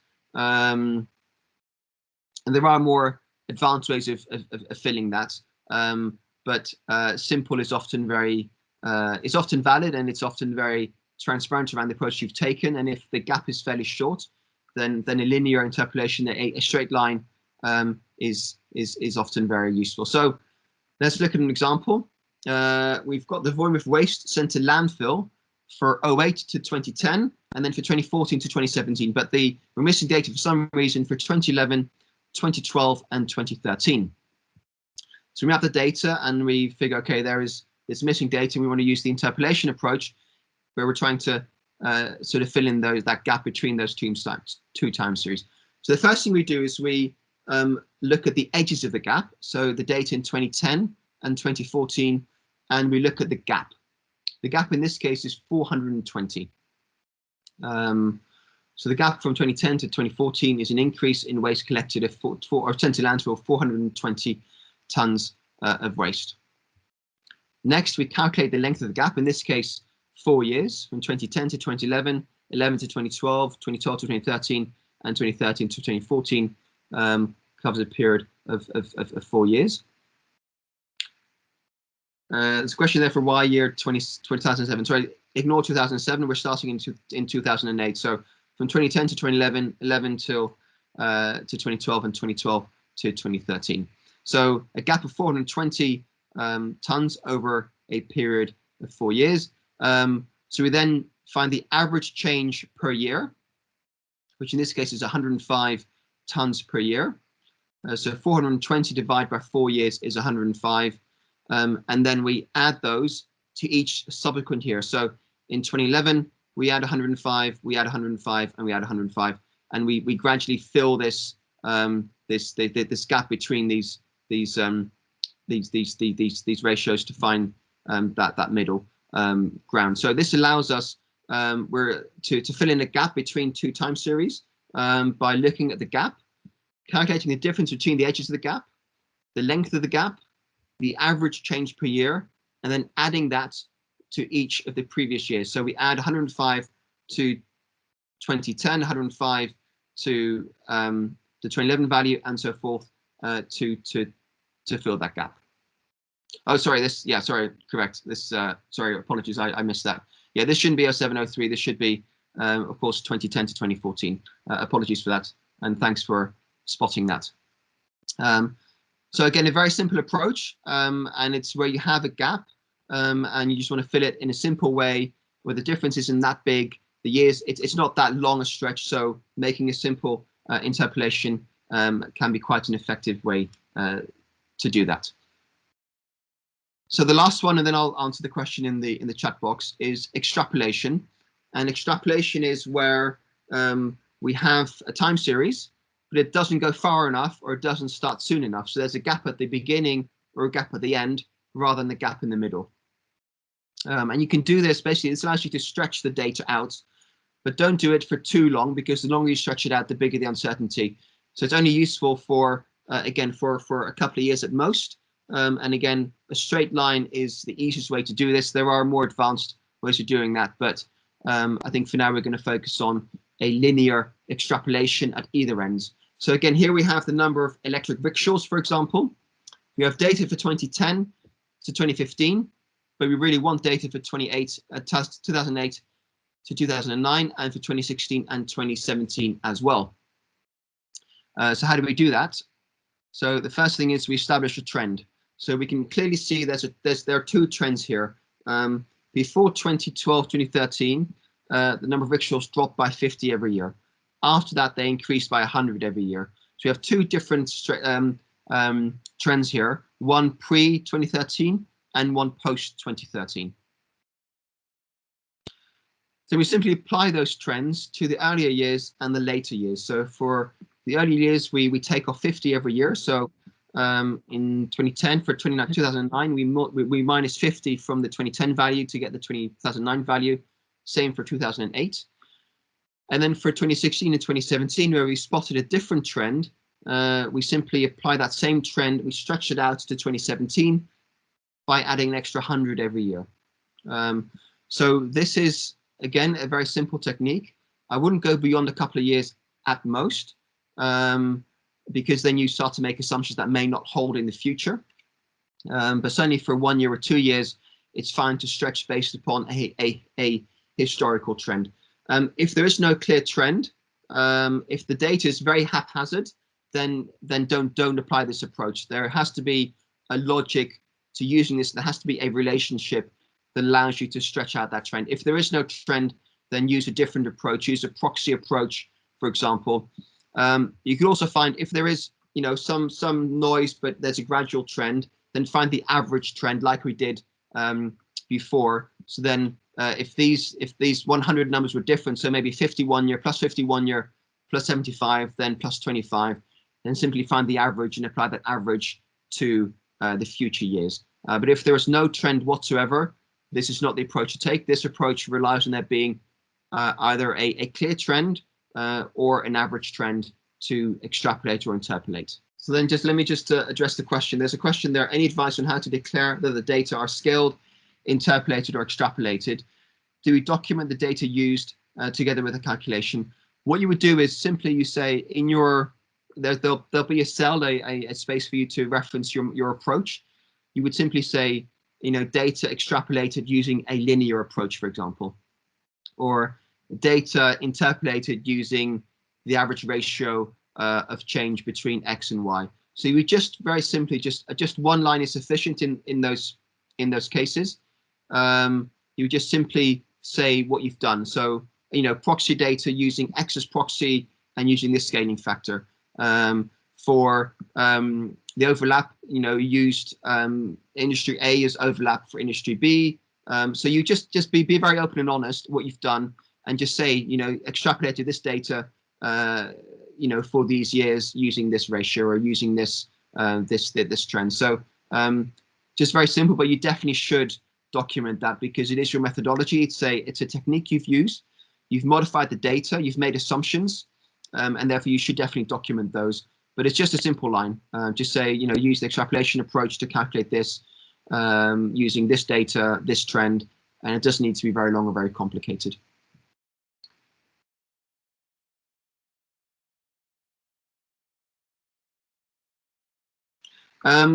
You can use different approaches for different sectors. Yes, you can use, again, it depends upon the data you have and what data is best suited. Again, interpolation will be different for extrapolation. The data and overlap will be different for those as well. So use the technique that is most appropriate to the data gap you're trying to fill. And you can definitely use different approaches for different data sets within the same inventory. So you might use this for one sector and then overlap for another sector and proxy for even another sector. So it's perfectly fine to use different approaches. Again, the key thing is to document and be transparent and state the methodology you've used and what techniques you've applied to the data to make sure it fits your inventory boundary.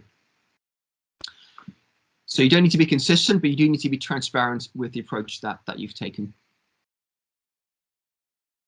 And again, just an example for Wellington. So they had aviation fuel data for 2000 to 2006 and 2008 to 2013.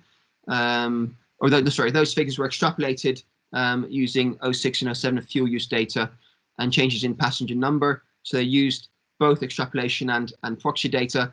And also they've got another example here for fuel used by 2 ferry services operating between Wellington and Picton, based on fuel provided for 2 particular years, and extrapolated using a similar fuel consumption across all reporting years. So they just actually used data for 1 year, found the ratio, and then applied that ratio to all the years for their inventory.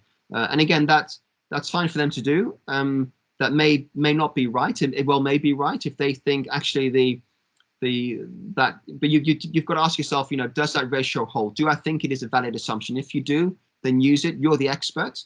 If you're not sure, then maybe talk to another colleague or find other data. But the key thing is just to document it. So and just be very transparent in what approach you've taken, and rely on your own knowledge and your own expertise in making those assumptions. Okay, so we've come on to notation keys, and I'm going to do this exercise, and then we'll have a break after this exercise on notation keys. So notation keys are basically your get out of jail card. If you can't report the data or it's not occurring, then you can use a notation key to indicate that, and you don't need to report the actual data there. So there are 4 notation keys. One is NO for not occurring, one is IE for included elsewhere, one is NE for not estimated, and one is C for confidential. Not occurring refers to if an activity or process doesn't take place in your city, you obviously can't calculate those emissions. So you would simply put NO in your inventory to indicate that sector or that subsector does not occur in your city boundary. So for example, there's 3 examples here. For example, if you have no coal activities, then sector 1.7.1 does not apply. You would simply put NO does not occur. Or if you have no electric vehicles, which is 2.2.2 in the GPC, then you would say 2.2.2 does not occur. Number of electric vehicles is negligible or 0 compared to total vehicle fleet. So not occurring is if you feel the activity doesn't occur or is insignificant. You don't calculate those emissions. You simply put NO for not occurring. Included elsewhere is if the data has been collected and reported, but is included in another category.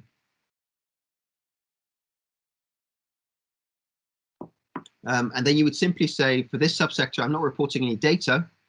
I report IE, included elsewhere, but I need to tell the inventory, who's reading the inventory, where it is reported. So in this case, 2.5.1 is reported in 2.1.1. And you say that actually the approach we're taking does not allow for disaggregation. 2.5.1 is off-road, and 2.1.1 is on-road. So you're saying basically off-road is included in on-road, and we haven't got the data to disaggregate whether the vehicles are driving off-road or on-road. So it's a way of saying actually the data is included in the inventory. It is captured in the total emissions, but we haven't got it broken down by subsector. Not estimated is where you don't estimate emissions because you don't have data or you don't report it. And you would simply say 3.4.3 has not been estimated. In this case, it's not required for a basic inventory. 5.1 has not been estimated, which is livestock under our FOLU, because no livestock data is available. So you would simply say this hasn't been estimated, either because we don't have the data or because it's not required for your reporting level. But bear in mind, you cannot use not estimated. If you want to go for a basic or the Common Reporting Framework standard, the level, you cannot use not estimated for any of the mandatory sources. If you do so, your inventory will not be valid. So this can be used for basic plus sources, but not for basic sources because you have to report those emissions. And C is confidential, which means you can't disclose information because it is confidential. And this relates to people maybe not sharing data, or because it's say last example 2.5.1, it's a military base and you cannot share that data for reasons of national confidentiality. So that is also a way of not disclosing data, but indicating you're not doing so because you don't want to. You're doing so because you actually cannot do so because it's not allowed. So these are 4 notation keys which we use where you're not reporting data because it's not occurring. It's already captured in another calculation. You haven't estimated it, or because the data is confidential. So this is the decision tree you'd be using to decide when and how to use notation keys. This is a really useful diagram. So I'll go through this. So first question, is the activity occurring? If it is occurring, if it's not occurring, then use NO, not occurring. So if you don't have helicopters in your city, use not occurring. If you do, well then think about, well, is data available? If data isn't available, then use not estimated. But bear in mind, you cannot use that for basic sources. You have to provide data for basic sources. If data is available, then ask yourself, is the data confidential? If it is, use C for confidential. If it isn't, report the data. If the data is available but isn't included elsewhere, then use IE for included elsewhere. If not, then report the data.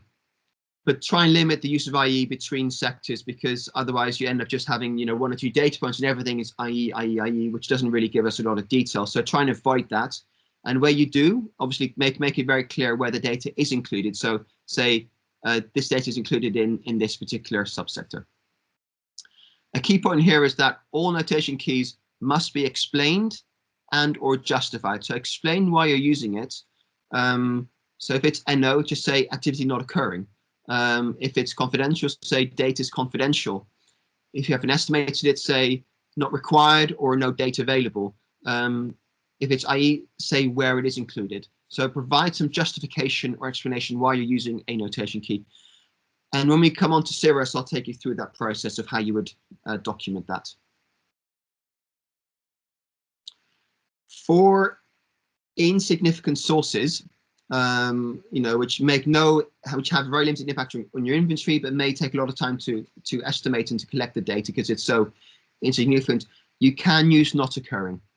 So there is a rule that says if it is a very, very small source, then you can use NO. But you've obviously got to justify that. So say, considered insignificant, considered negligible, but do provide a very clear justification.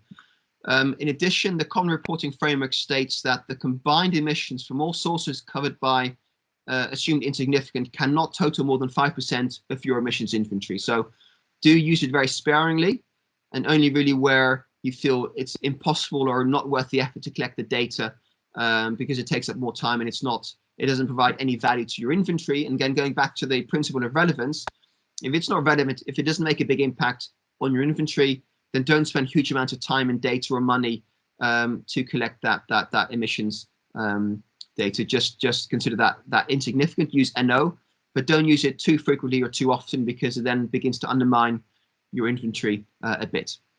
So that's on insignificant sources. Okay, next we're going to do an exercise. just to test your understanding of these different sources. And we're going to do this on Menti. So if you can all go back to menti.com and type in a new code, in this case 56095679, and we'll just do a simple test to understand your knowledge of notation keys. So I'll leave this up for a second. So if everyone can please log into Menti and press the heart once you've logged in, so I can see that you've logged in. So again, on your phone or on a different tab on your laptop, go to menti.com and use the code 56095679. Okay, and so we'll get started. So I'm going to leave this up so you've got the definitions of each notation key, and we'll go through the questions and yeah, for you to decide which notation key you would like to use in those different circumstances. And there will be we're doing so again. Choose your name or stick with the name you've been given. And then for this one, we are going to see who's the winner at the end. So each question gets a point, and then we'll see who's the master of notation keys at the end. Okay, so question 1.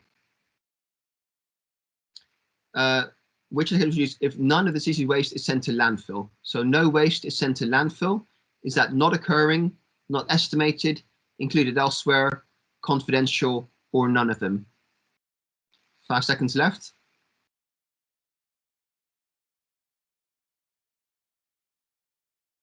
Okay, and most of you answered not occurring, which was indeed the correct answer. So if no waste is sent to landfill, then that activity doesn't take place, it doesn't occur. So we report not occurring. Okay, next one.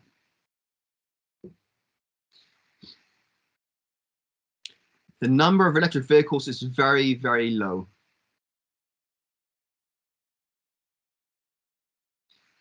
Would you use not occurring, not estimated, included elsewhere, confidential, or none?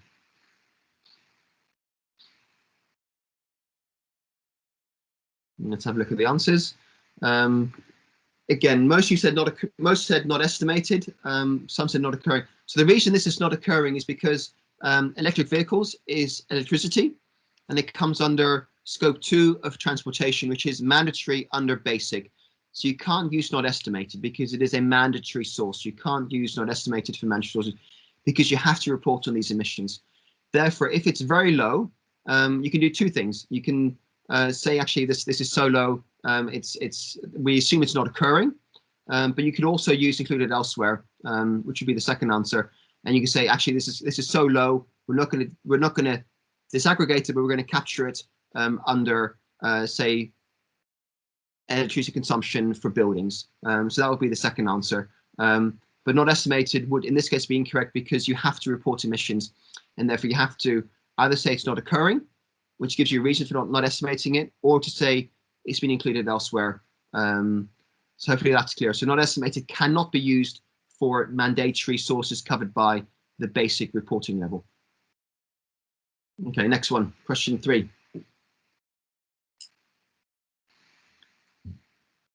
Emissions from landfill, from land, are too difficult to calculate. Emissions from land are too difficult to calculate.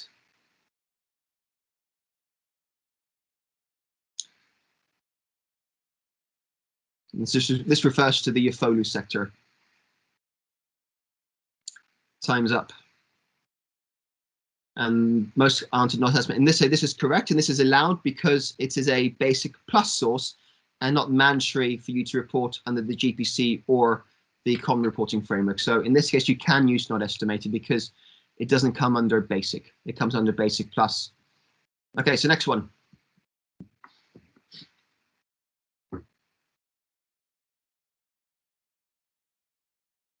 Fugitive emissions are too difficult to calculate.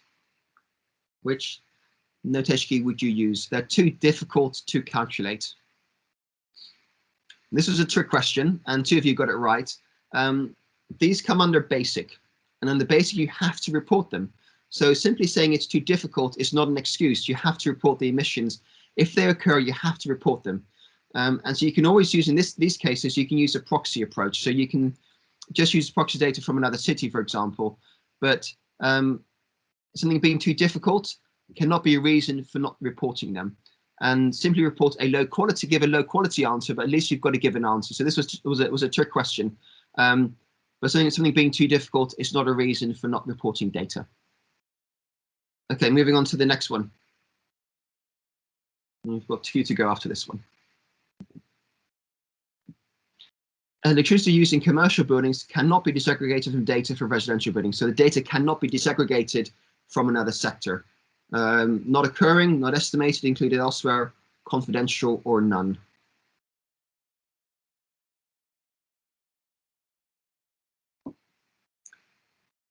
And we almost got a full house, included elsewhere. So yeah, if the energy, if you have the data, but you can't break it down, then it's fine to report it within one sector or subsector, but then just use included elsewhere as a reason for not reporting it under all subsectors. Okay, 2 to go. Off-road transportation is included in on-road data.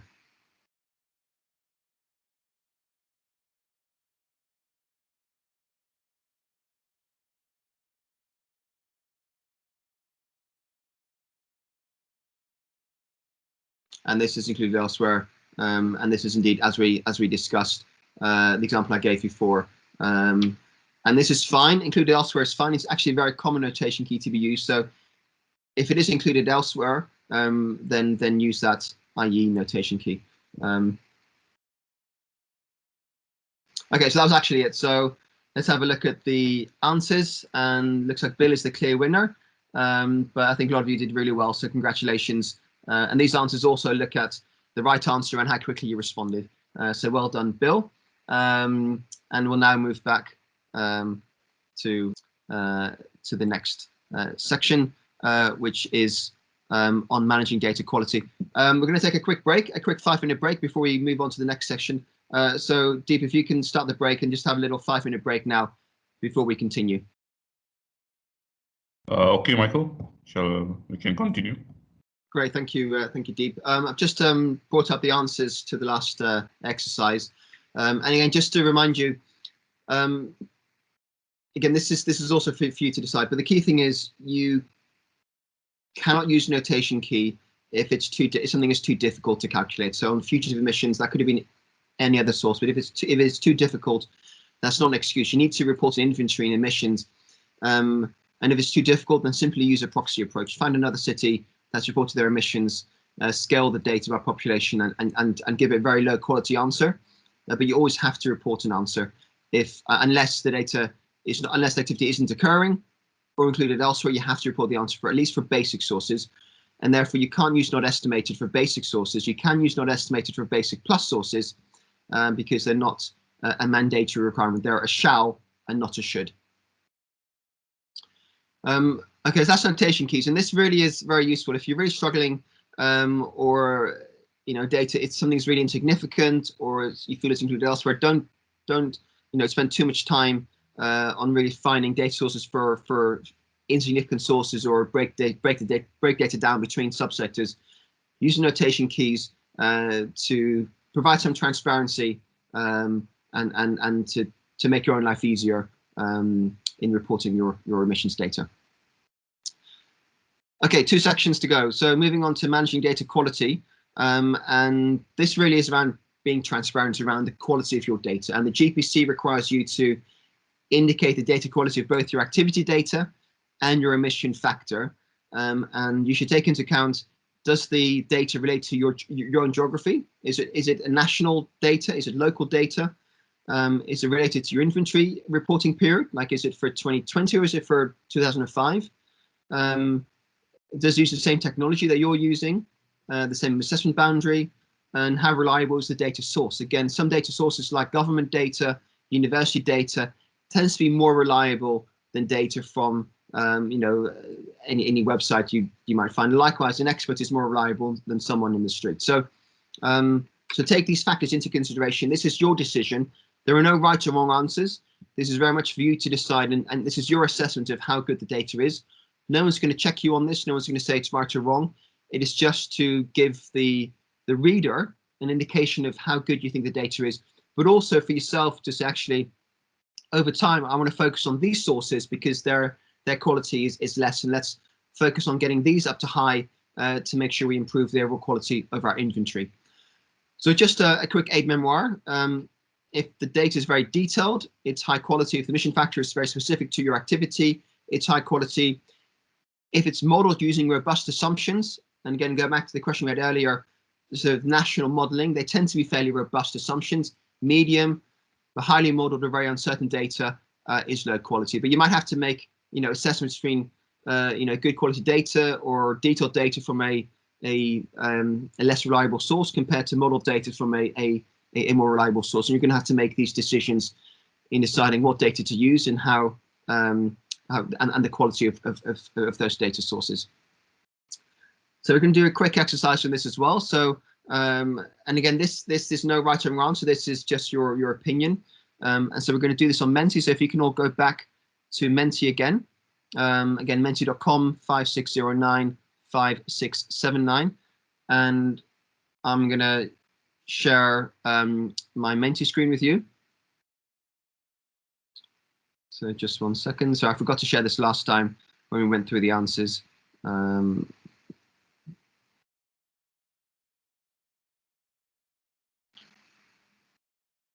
Here we go. Okay, so you can see the winners from last time. We had Bill, which I suspect is a pseudonym, with 5,000 points at the top. But I think most of you got most answers right, so congratulations. Okay, so moving on to the next exercise, which is on data quality. And again, this is your opinion. There is no right or wrong answer. I'm going to go through a few questions on this one as well. So again, your task is to just indicate what you think is the data quality. So if you're using national average fuel use per household to estimate emissions for your city, using national average fuel use per household to estimate your city emissions, low quality, medium quality, or high quality.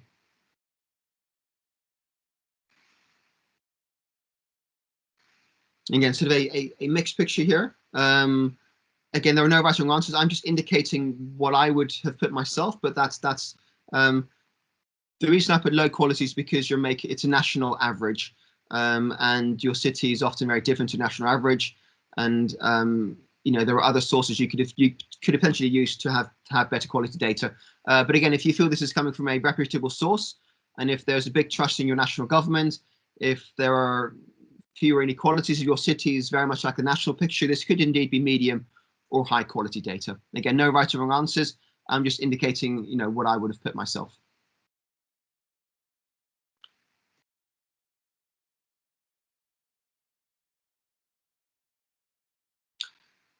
The quantity of solid waste weighed at a transfer station. This is waste that is weighed at a transfer station before it goes to landfill to recycling, often within your own city boundary.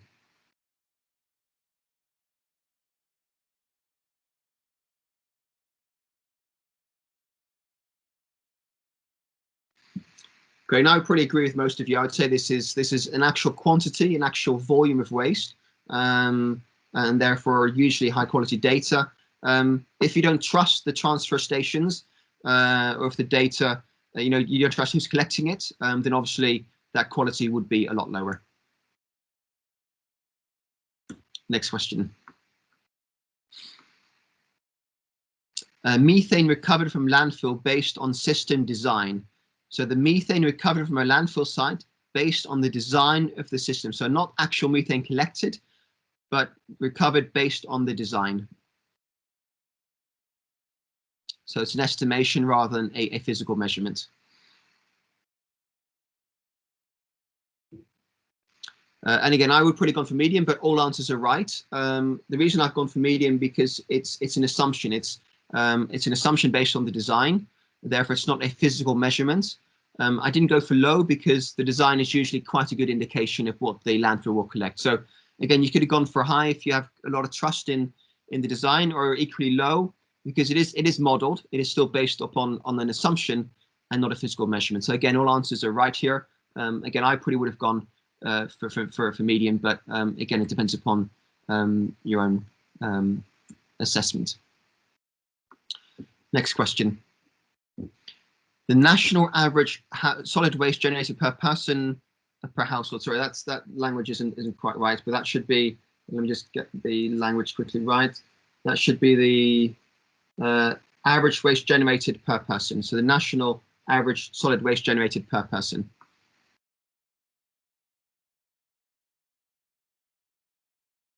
And again, similar to national average.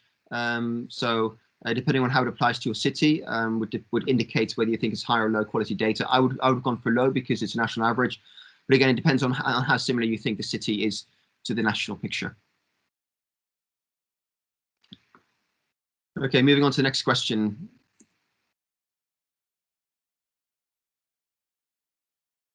The National Statistics Agency data on power generation. So National Statistics Agency data on power generation.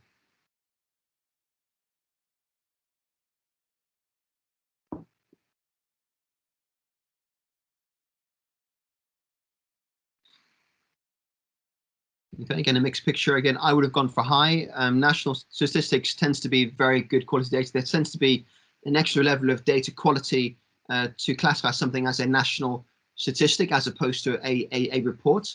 So it often tends to be high quality data. But again, it depends on how you're using it and on whether you feel the data is relevant to your city boundary. So again, all answers are correct. There were no wrong answers here. Okay, 3 to go. The number of buses based on published travel schedule. So the number of buses in your city based on a published travel schedule.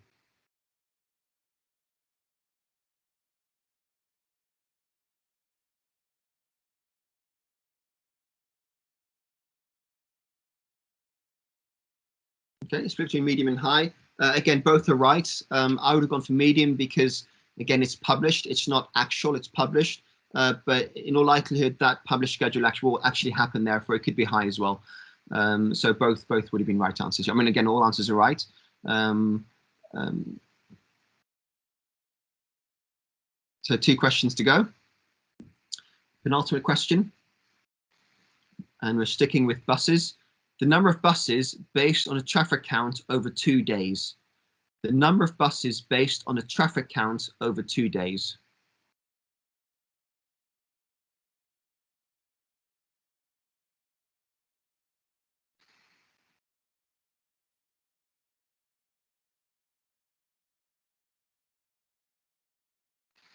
Okay, again, no answers are wrong here. I would have gone for low because you're only doing 2 days of traffic count, and you're basically estimating a year's worth of bus traffic based upon 2 days, and those 2 days, could be very different. Like 2 days doesn't really give you a very good average. There are differences between Saturdays and Sundays and weekdays, differences between weeks, holidays, and other days. So 2 days seems very little to really base a traffic count on.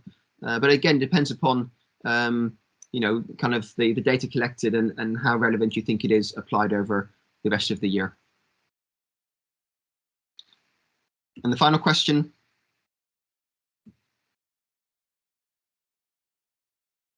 Again, there are no points here because there are no right answers. Metered office energy use disaggregated by tariff, and tariff often indicates who's using it between domestic and commercial. So metered office energy use disaggregated by tariff.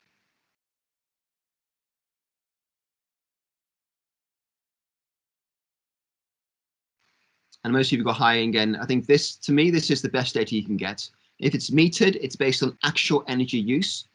And if you have it by tariff, you can identify the user. So you can then just disaggregate it by residential, commercial, public, etc. So to me, this is very high quality data. But again, it depends upon your trust in the data provider. It depends upon if the boundary is aligned with your city's boundary. So a few other things to consider in that. But again, from my experience, this is often very, very good quality data. Okay, so well done. Thank you for completing that Menti exercise. So let's go back to the presentation. Let me quickly find my presentation, which is here. And we're back, so we've done the Menti. And again, these are your answers that we just had again, but they're not really answers, they're my opinion. And again, there are no right or wrong answers in data quality assessment. It is your opinion on the data quality. No one's going to mark you right or wrong, but it is to give an indication to the reader of how confident you are in those calculations, but also to give you an indication of where to maybe target further improvements over the next few years for your inventory. Okay, we've come to the final element, which is reviewing an inventory. And this will be a mostly exercise-based session, and I'm going to put you in the position of becoming a reviewer. So you're going to review an inventory, and you're going to tell me what's wrong with an inventory that I've already pulled together for you. So this is in the workbook, and if you go to the tab called Reviewing an Inventory, so it's under Module B, but it's got the name Reviewing an Inventory. It's next to the Module B one, which you used earlier. And so in there, you've got basically this sheet. So you should see this sheet where you've got different components of an inventory. You've got the city information, you've got the inventory information, you've got the emissions, and at the bottom in red, if you scroll down in red, you've got 10 mistakes. So you've got a table with 10 mistakes. I want you to find those 10 mistakes in the inventory. So it's a fairly good inventory, but it does have 10 mistakes in them. And I want you to go through inventory very carefully and spot those 10 mistakes. So City has submitted a basic inventory. You've been asked to review the inventory to make sure it is aligned with the requirements of the GPC. In groups, review the inventory report for City A. It contains 10 mistakes. You've got, I'm going to reduce it to 20 minutes because we're running a bit behind. You've got 20 minutes to identify them all, paying careful attention to the following. Is all the required information reported? So does it report all the information that we need for a basic inventory? Has the boundary been properly defined? Are all basic sources included? Have notation keys been used correctly? And does the information look accurate? So think of those 5 questions. Is all the information reported? Is the boundary defined properly? Are all basic sources included? Have notation keys been used correctly? And does the information look accurate? Oops, those are the answers. You don't want to see those. So that's hopefully too short for you really to pick up those answers. So we're going to go into breakout groups, and Deep's going to break you into breakout groups. And I want you all to use that workbook and go through the workbook together and find those 10 mistakes, and then write those 10 mistakes in the bottom table, which is colored in red. So you've got 20 minutes until 25 past to find those 10 mistakes. If you finish early, come back into plenary, but otherwise we'll call you back at 25 past. And so Deep, if you can break everyone into the breakout groups. But before we do that, if there are any questions, please use chat functions. Please don't give the answers in the chat box because we want people to find them themselves. So don't use the chat box for answers, use them for questions. I'll keep an eye on that. But for now, if everyone can break out into their breakout groups and start to work through this workbook to find those 10 mistakes. Hi, Michael. Can we call them back in? Yes, please. Yeah, let's call everyone back to plenary. I'll be closing the break rooms. All right, everyone's back in. Yeah. Okay, that's great. Great. So this is, I hope you found this exercise useful and interesting. And this is really the exercise of, someone who reviews inventory. So it's really looking for the detail. And hopefully it also helps you think of some simple mistakes to avoid when you compile your inventory to make sure it is indeed complete and will pass the review first time round. So I'm going to share with you the 10 mistakes. Please have a look at that list, and then we've got a few minutes left for a discussion, maybe to also talk about the 11th mistake that one group found. But these are the 10 mistakes that I intentionally sort of left in there. So I'll go through them quickly.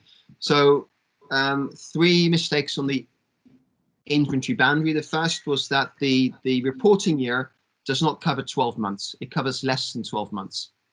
The second, under the gases included, it just includes CO2 and N2O and doesn't include methane. And it should include all 3 gases. Then under the assessment report, they picked 2 IPCC reports, and you can't do that. You've got to stick with one to make sure it's consistent. You can't just pick and choose and maybe choose the lowest GWPs for different sectors. You've got to stick with one and apply them consistently.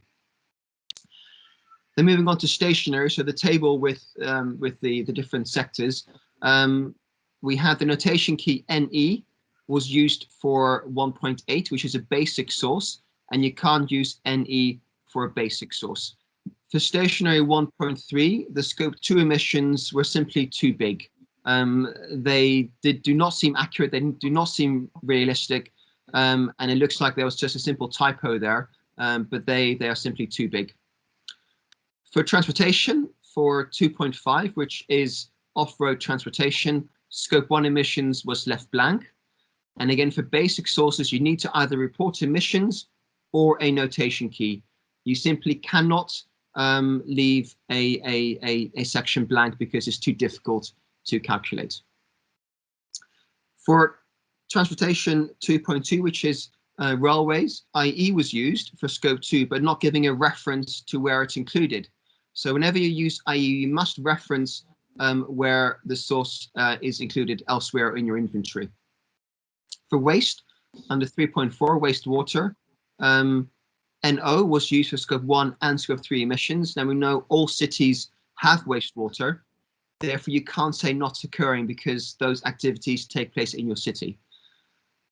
Then looking at the total, the basic total for 2.4 included basic plus emissions.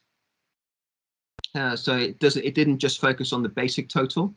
But the basic total, particularly for aviation, 2.4 aviation, included basic plus. So these are the columns at the end, where basic should just cover basic sources, and aviation, and scope 3 is a basic plus source. And then for the overall, for basic total overall, as I mentioned, we have 2 ways to calculate emissions. The total emissions, the territorial approach is just scope 1 emissions, and the basic approach is the city-induced emissions. And in this case, the territorial emissions were included in the basic total as well. So those are the 10 mistakes that I intentionally left in that inventory. But yeah, we've got to maybe 2 minutes just to hear any comments or any thoughts before we finish today, or even any further mistakes that you found that maybe I'm not aware of yet. So yeah, just a few minutes to hear your thoughts. Michael, I just want to ask, based on the approach that you shared just now, because like previously we do have a good trend of data from 2015 until 2019, but in 2020 we have pandemic. What type of approach that we need to use to estimate data? That's the thing, that because we do not have any trend before this on pandemic. So I appreciate your view and comment. Thank you. Yeah, this is very tricky. I mean, the pandemic basically last year and probably this year will be so anomalous to previous years that you can't really use trend data. I mean, I think in these cases, I think you've got to look for sort of proxy data where you can, and start to see, well, are there other indicators that we can use to estimate the impact of COVID? So can we look at GDP, which will be very much impacted by COVID because there was less economic output? That could be an indication that you could then use to scale your data. So I would very much, yeah, I think interpolation, extrapolation, overlap probably won't work because you don't have that trend data because it's such an anomalous year.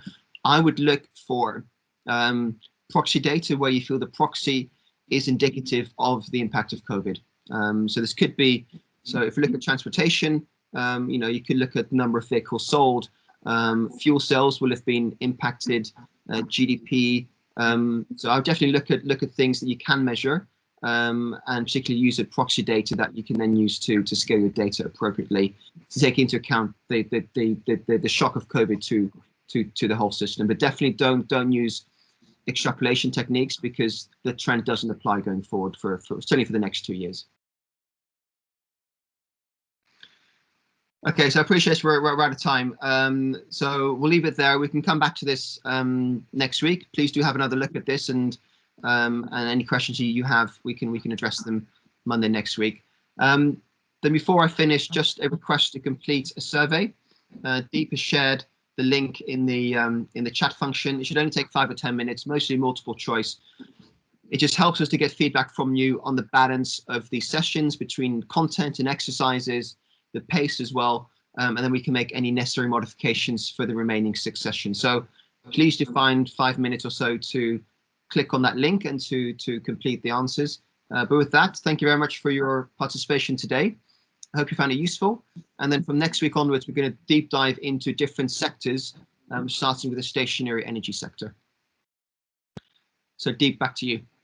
Thank you, Michael. I hope everyone enjoyed the 3-hour session on module 2. So basically, we have covered the basics before we go deeper into the calculation for individual sectors. So I would like to ask everyone to fill up the survey.